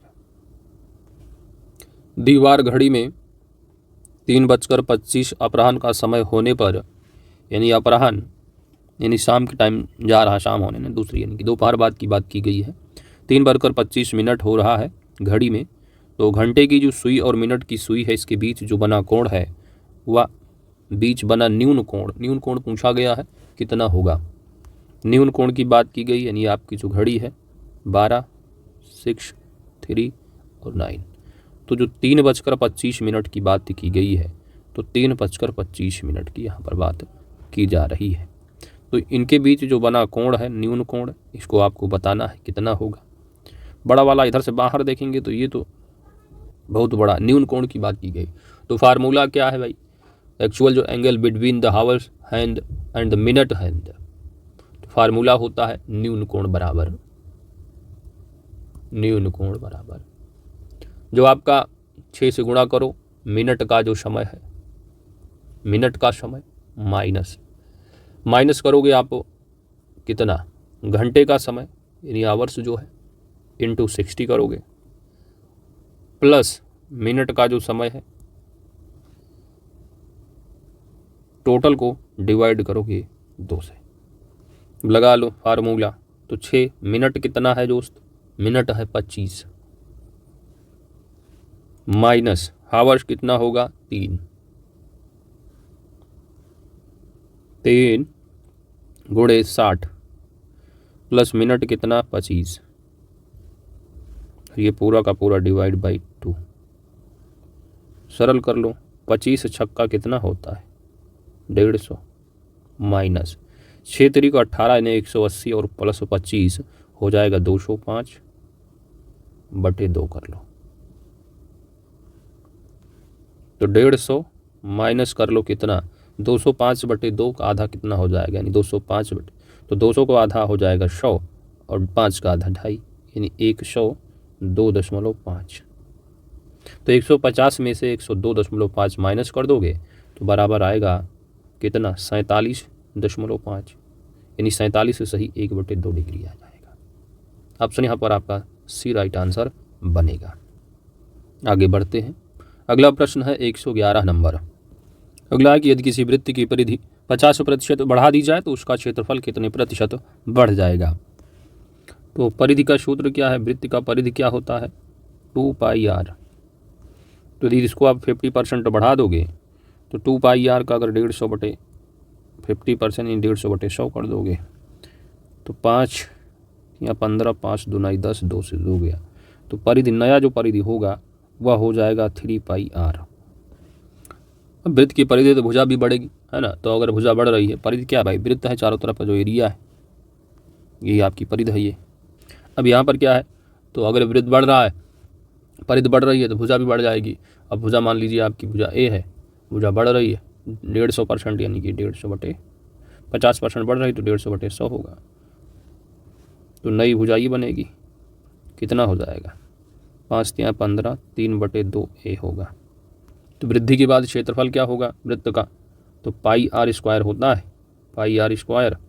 तो πr की जगह हो जाएगा 3/2, 3/2 का होल स्क्वायर, तो π9.4a²। इस तरह टोटल वृद्धि यहाँ पर जो है 125%, ऑप्शन सी राइट आंसर बनेगा। आगे बढ़ते हैं। अगला कि यदि पेट्रोल के दाम में 10% की वृद्धि होने के कारण पेट्रोल की बिक्री में 10% की कमी दर्ज की गई तो पेट्रोल से आय में कितने प्रतिशत की कमी या वृद्धि दर्ज हुई है। मान लीजिए आप पहले 10 लीटर पेट्रोल लेके आते थे, पेट्रोल के दाम में 10% की वृद्धि, 10 लीटर पेट्रोल है, 10 रुपये के हिसाब से 10 लीटर पेट्रोल आप बेचते थे, कितने का बनेगा 100 रुपये का। तो ये आपकी मान्यता है कि पहले ये आप करते थे कि 10 लीटर पेट्रोल 10 रुपये के हिसाब से 100 रुपये में बेचते थे। फिर क्या हुआ कि पेट्रोल ये मान लिया गया है, ठीक है, माना गया है, आप मान लीजिए 1000 लीटर जो भी मानना हो, तो 10 लीटर पहले पेट्रोल हम बेचते थे 10 रुपये के हिसाब से, तो 100 रुपये में पूरा का पूरा बिक जाता था। तो पेट्रोल के दाम में 10 रुपये की वृद्धि होती है, यानी पेट्रोल पहले 10 रुपये की बिकता था, अब 11 रुपये का बिकेगा, क्योंकि 10% की वृद्धि हो गई। तो 10 रुपये का 10% 1 रुपये बनेगा, तो अब बिकेगा 11 रुपये में। तो 10 रुपये की वृद्धि 10% की वृद्धि होने के कारण पेट्रोल की बिक्री में 10% की कमी होती है। तो यानी पहले पेट्रोल हम 10 लीटर बेच लेते थे, अब इसमें कमी हो गई, रुपया तो बढ़ गया, 10 की जगह 11 हो गया, लेकिन जो बिक्री होती थी वहाँ पर 10% की कमी दर्ज की गई, यानी कि 11 रुपये में, यानी 9 रुपये में, ठीक है। तो 9 लीटर जो है बेचते हैं अब। पहले आप रखते थे कि 10 लीटर बेचना है, 10 रुपये के हिसाब से 100 रुपये में बेच रहे हैं। फिर 10% की वृद्धि यानी 11 रुपये में अब पेट्रोल जब हो गया तो आपके पास बिक्री कम हो गई, 10% की दर्ज की गई कमी, यानी 10 लीटर की जगह अब 9 लीटर बिकने लगा। तो 9 ही लीटर बिका आपका, तो कितने में बिका ये 11×9 = 99 रुपये में।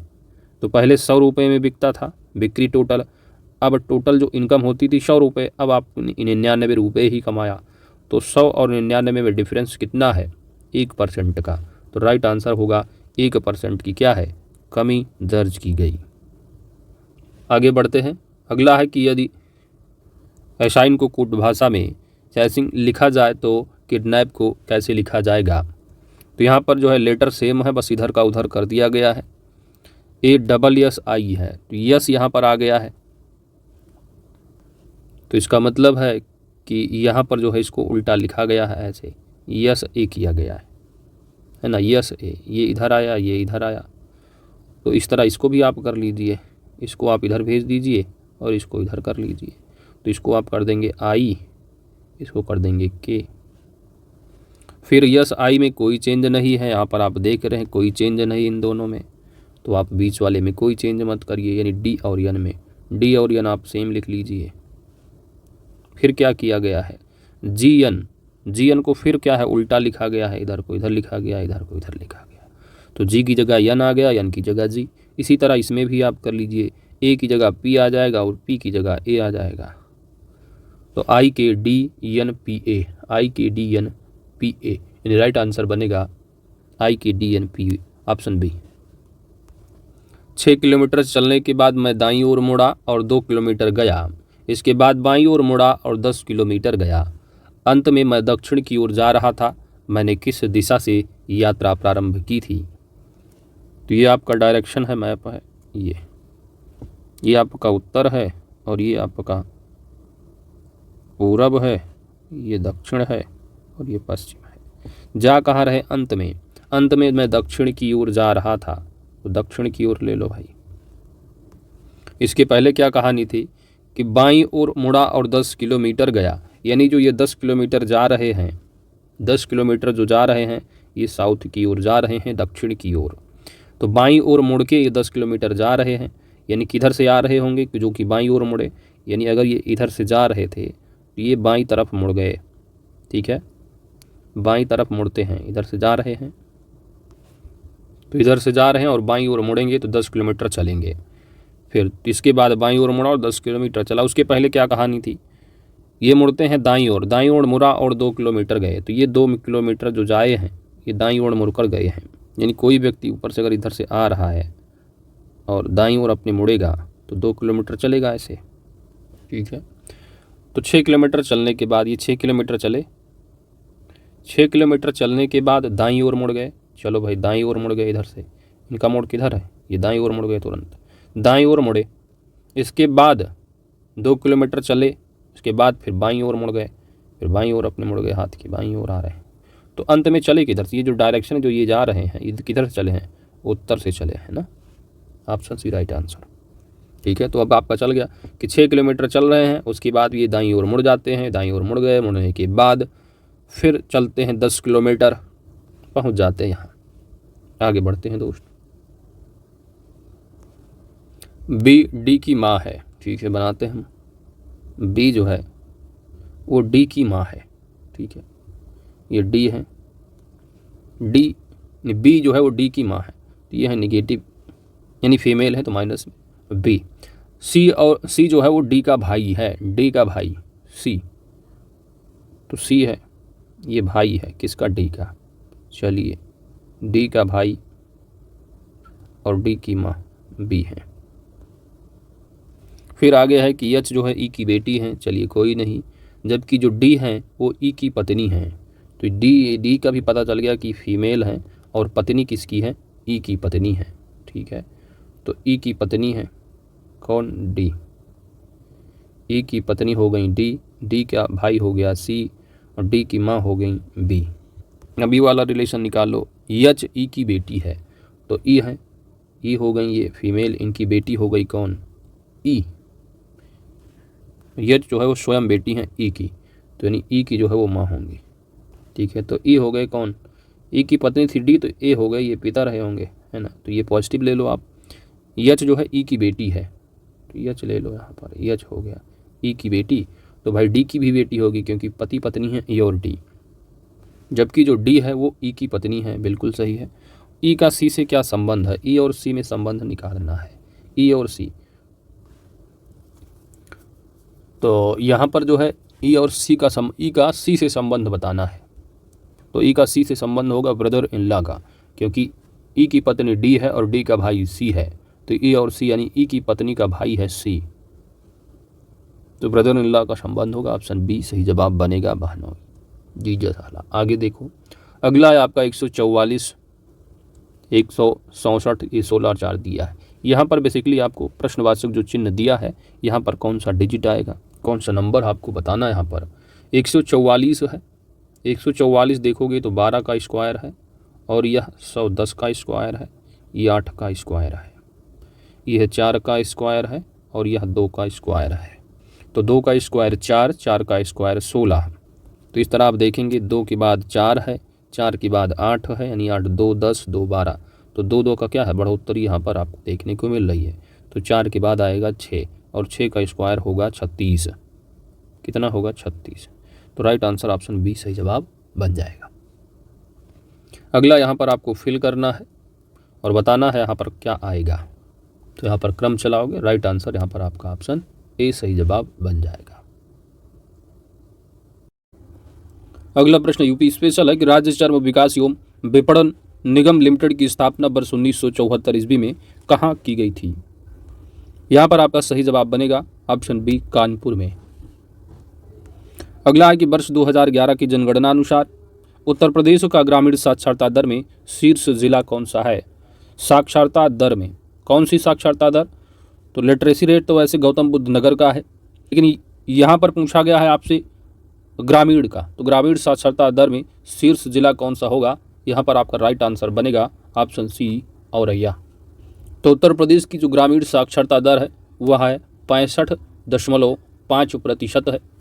वहीं पर ग्रामीण साक्षरता दर में शीर्ष स्थान रखने वाला जिला कौन सा है, तो औरैया है। वहीं पर अगर न्यूनतम पूछा जाता तो न्यूनतम ग्रामीण साक्षरता वाला जिला जो होता वह होता श्रावस्ती। कौन सा होता, श्रावस्ती होता। अगला प्रश्न है 120 नंबर, उत्तर प्रदेश में स्थित निम्नलिखित में से किस एक टाइगर रिजर्व अथवा राष्ट्रीय पार्क की उत्तरी एवं दक्षिणी सीमा का निर्धारण मोहन एवं सोहेली नदी द्वारा किया जाता है? मोहन एवं सोहेली नदी द्वारा। उत्तरी, तो उत्तरी जो है वह मोहन, दक्षिणी सीमा सोहेली नदी द्वारा। तो राइट आंसर यहाँ पर बनेगा। तो राष्ट्रीय पार्क आप जानते हो एक ही है, नेशनल पार्क, जहाँ पर आपको लखीमपुर खीरी में मिलता है देखने को, वह है दुधवा नेशनल पार्क, और उसी के अंदर टाइगर रिजर्व भी है। तो यहाँ पर आपको बताना है तो उत्तरी एवं दक्षिणी सीमा का निर्धारण जो करता है वह किस टाइगर रिजर्व का? राइट आंसर यहाँ पर बनेगा ऑप्शन ए, दुधवा राष्ट्रीय पार्क है, दुधवा नेशनल पार्क। कहाँ पर लोकेटेड है? तो यह पड़ता है आपका उत्तर प्रदेश का जिला है लखीमपुर खीरी। तो उत्तर प्रदेश में एकमात्र नेशनल पार्क है और वो है लखीमपुर खीरी में दुधवा नेशनल पार्क। सितंबर 2023 में भारत के किस प्रसिद्ध ऑन्कोलॉजिस्ट को वर्ष 2023 के लिए प्रतिष्ठित 65वें रमन मैग्सेसे पुरस्कार से सम्मानित किया गया है? सही जवाब यहाँ पर बनेगा option A, doctor Ravi Kannan को। ये जो रमन मैग्सेसे पुरस्कार है, इस पुरस्कार को एशिया के नोबल पुरस्कार के नाम से भी जाना जाता है। इसकी स्थापना रमन मैग्सेसे फाउंडेशन द्वारा वर्ष 1957 ईस्वी में की गई थी। नेक्स्ट, सितंबर 2023 में किस देश को पराजित करके भारत ने सैफ अंडर 16 चैंपियनशिप 2023 का खिताब जीता? राइट आंसर होगा बांग्लादेश को।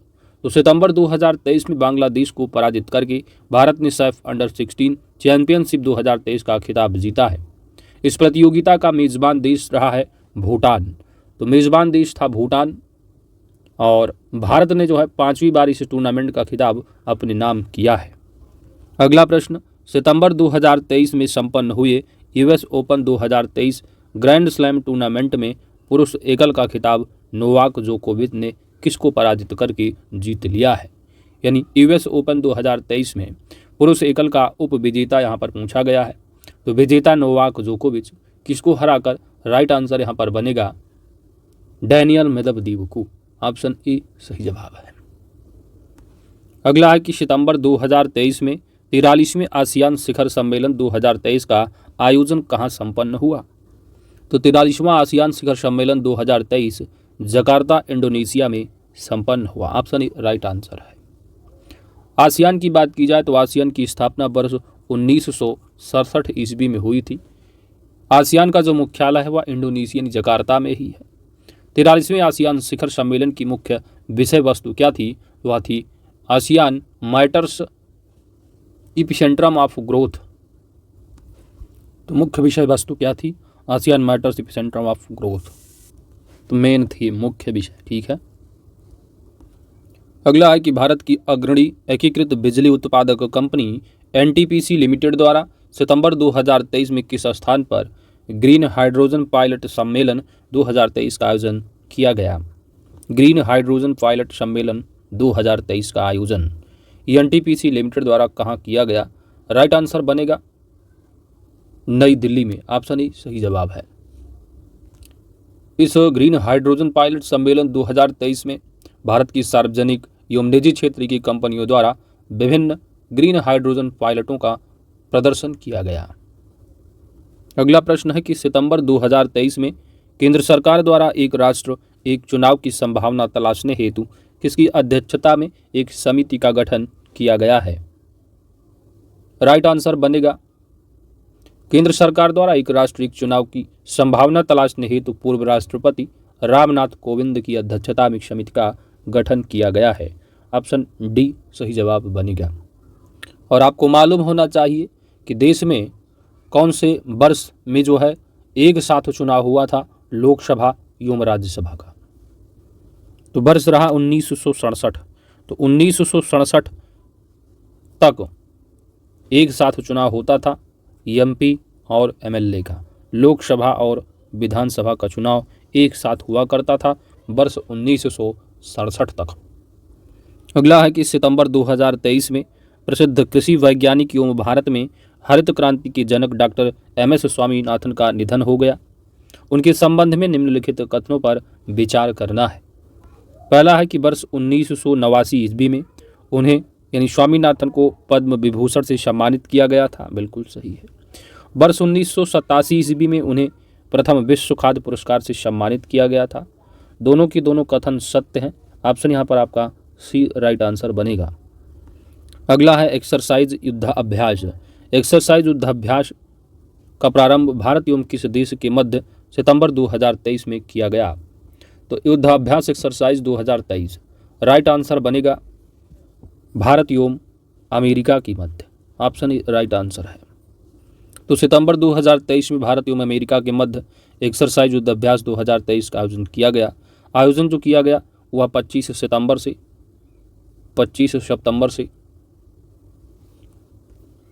8 अक्टूबर 2023 के मध्य कहाँ हुआ था? मध्य प्रदेश ग्वालियर में। तो ग्वालियर मध्य प्रदेश में इसका आयोजन किया गया था।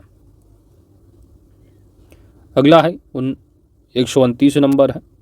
सितंबर 2023 में भारत की किस फिल्म को वर्ष 2024 के 96 ऑस्कर पुरस्कार हेतु भारत की आधिकारिक प्रविष्टि के लिए चयनित किया गया? किस फिल्म को? तो 2018 everyone is a hero. Option right answer बनेगा। तो इसको जो है वर्ष 2024 के 96 ऑस्कर पुरस्कार हेतु भारत की आधिकारिक प्रविष्टि के लिए चयनित किया गया। यह एक कौन सी फिल्म है? तो यह एक मलयालम फिल्म है। मलयालम फिल्म है 2018 everyone is a hero. Malayalam, तो मलयालम मूवी है ये, क्योंकि जूड एंथनी इस फिल्म के निर्देशक हैं। कौन? जूड एंथनी। जूड एंथनी कौन है? डायरेक्टर हैं इस मूवी के। 2018 एवरीवन इज अ हीरो, ये मलयालम मूवी है जिसकी निर्देशक हैं जूड एंथनी। अगला प्रश्न है सितंबर 2023 में केंद्रीय सूचना एवं प्रसारण मंत्रालय द्वारा किस प्रसिद्ध भारतीय अभिनेत्री को 53वें दादा साहेब फाल्के पुरस्कार से सम्मानित करने की घोषणा की गई है? 53वां दादा साहब फाल्के पुरस्कार किस प्रसिद्ध भारतीय अभिनेत्री को? राइट आंसर यहाँ पर बनेगा वहीदा रहमान। ऑप्शन यहाँ पर आपका ही सही जवाब है। तो वहीदा रहमान को, जो कि भारतीय अभिनेत्री हैं, 53वें दादा साहब फाल्के पुरस्कार से सम्मानित करने की घोषणा की गई है। यह पुरस्कार पाने वाली महिला के तौर पर ये 8वीं महिला होंगी। तो यह पुरस्कार पाने वाली 8वीं महिला हैं। यह केंद्र सरकार की ओर से प्रदान किए जाने वाला फिल्म इंडस्ट्री का सर्वोच्च सम्मान होता है, दादा साहब फाल्के पुरस्कार। कौन? वहीदा रहमान को। अगला है कि सितंबर 2023 में निम्नलिखित में से किसके द्वारा भारत का पहला यूपीआई एटीएम लॉन्च किया गया है? भारत का पहला यूपीआई एटीएम लॉन्च किसके द्वारा किया गया है? सही जवाब यहाँ पर बनेगा भारत का पहला यूपीआई एटीएम, तो यह हिताची पेमेंट सर्विसेज द्वारा लॉन्च किया गया है। ऑप्शन यहाँ पर आपका डी राइट आंसर बनेगा। इस यूपीआई एटीएम की स्थापना एनपीसीआई यानी national payments corporation of India के सहयोग से की गई है। अगला है कि विश्व बौद्धिक संपदा संगठन वर्ल्ड इंटेलेक्चुअल प्रॉपर्टी ऑर्गेनाइजेशन द्वारा सितंबर 2023 में जारी ग्लोबल इनोवेशन इंडेक्स में भारत का स्थान कितना है? तो WIPO द्वारा ग्लोबल इनोवेशन इंडेक्स जारी किया जाता है। सितंबर 2023 में जारी जो किया गया ग्लोबल इनोवेशन इंडेक्स, इसमें भारत की रैंकिंग कितनी है? इस रैंक में भारत जो है वो 40वें स्थान पर है। ऑप्शन यहाँ पर आपका बी सही जवाब बनेगा। 40वां स्थान है भारत का 132 देशों की सूची में। कितना है? 40वें स्थान पर है 132 देशों की सूची में। ग्लोबल इनोवेशन इंडेक्स में नंबर 1 कंट्री कौन सी है पहले स्थान पर? तो वो है स्विट्जरलैंड। कौन सा दोस्तों? स्विट्जरलैंड नंबर 1 है। भारत की रैंक 40वीं है। अगला है पर्यटन मंत्रालय द्वारा सितंबर 2023 में भारत के कोंगथोंग गांव को सर्वश्रेष्ठ पर्यटन गांव 2023 पुरस्कार से सम्मानित किया गया है। यह गांव भारत के किस राज्य में स्थित है? कौन सा गांव? कोंगथोंग गांव। तो कोंगथोंग गांव भारत के किस राज्य में है? तो यह मेघालय। ऑप्शन यहाँ पर आपका सी राइट आंसर बन जाएगा। तो कोंगथोंग गांव को भारत का प्रथम वैसलिंग गांव भी कहा जाता है। तो इसको सर्वश्रेष्ठ पर्यटन गांव 2023 पुरस्कार से सम्मानित किया गया है। कोंगथोंग कहाँ का? मेघालय का। अगला है कि सितंबर 2023 में किस तिथि को विश्व ओजोन दिवस मनाया जाता है? तो ये फेवरेट है आयोग का, यूपीपीसीएस का। तो विश्व ओजोन दिवस हर साल कब मनाते हो? 16 सितंबर को। ऑप्शन बी राइट आंसर है। तो विश्व ओजोन दिवस जो है वह जो मॉन्ट्रियल प्रोटोकॉल है मॉन्ट्रियल प्रोटोकॉल। तो मॉन्ट्रियल प्रोटोकॉल पर हस्ताक्षर करने के बाद प्रोटोकॉल पर हस्ताक्षर करने के बाद वर्ष 1994 से संयुक्त राष्ट्र महासभा द्वारा यूनाइटेड नेशन द्वारा विश्व ओजोन दिवस हर साल 16 सितंबर को मनाया जा रहा है। अगला प्रश्न है कि सितंबर 2023 में भारत के किस राज्य ने अपने यहाँ स्थित उमियाम झील, तो उमियाम झील किस राज्य में लोकेटेड है? उमियाम झील को साफ रखने हेतु आर्टिफिशियल इंटेलिजेंस सक्षम रोबोटिक तकनीक को अपनाया है। उमियाम झील की लोकेशन, राइट आंसर यहाँ पर बनेगा मेघालय में। ऑप्शन यहाँ पर ही राइट आंसर होगा। तो मेघालय राज्य ने अपने यहाँ स्थित उमियाम झील को साफ रखने हेतु आर्टिफिशियल इंटेलिजेंस सक्षम रोबोटिक तकनीक को अपनाया है। और उमियाम झील की खास बात यह है कि यह शिलांग में जल क्रीड़ाओं और नौकायन का एक प्रमुख केंद्र है। सितंबर 2023 में रक्षा मंत्री राजनाथ सिंह द्वारा निम्नलिखित में से किस स्थान पर भारत ड्रोन शक्ति 2023 प्रदर्शनी का उद्घाटन किया गया? भारत ड्रोन शक्ति 2023 प्रदर्शनी का उद्घाटन, यहाँ पर राइट आंसर बनेगा यह है हिंडन एयरबेस। कहाँ पर है? तो गाजियाबाद उत्तर प्रदेश। ऑप्शन यहाँ पर बी राइट आंसर बनेगा। सितंबर 2023 में रक्षा मंत्री राजनाथ सिंह द्वारा हिंडन एयरबेस जो कि गाजियाबाद में है भारत ड्रोन शक्ति 2023 की प्रदर्शनी का उद्घाटन किया गया। यह भारतीय वायुसेना एवं ड्रोन फेडरेशन ऑफ इंडिया के मध्य एक सहयोगात्मक प्रयास है। अगला प्रश्न है सितंबर 2023 में वीरांगना दुर्गावती बाघ अभ्यारण्य का भारत का 54वां बाघ अभ्यारण्य बना, यह किस राज्य में स्थित है? वीरांगना दुर्गावती बाघ अभ्यारण्य, सही जवाब बनेगा मध्य प्रदेश में। कहाँ? मध्य प्रदेश में।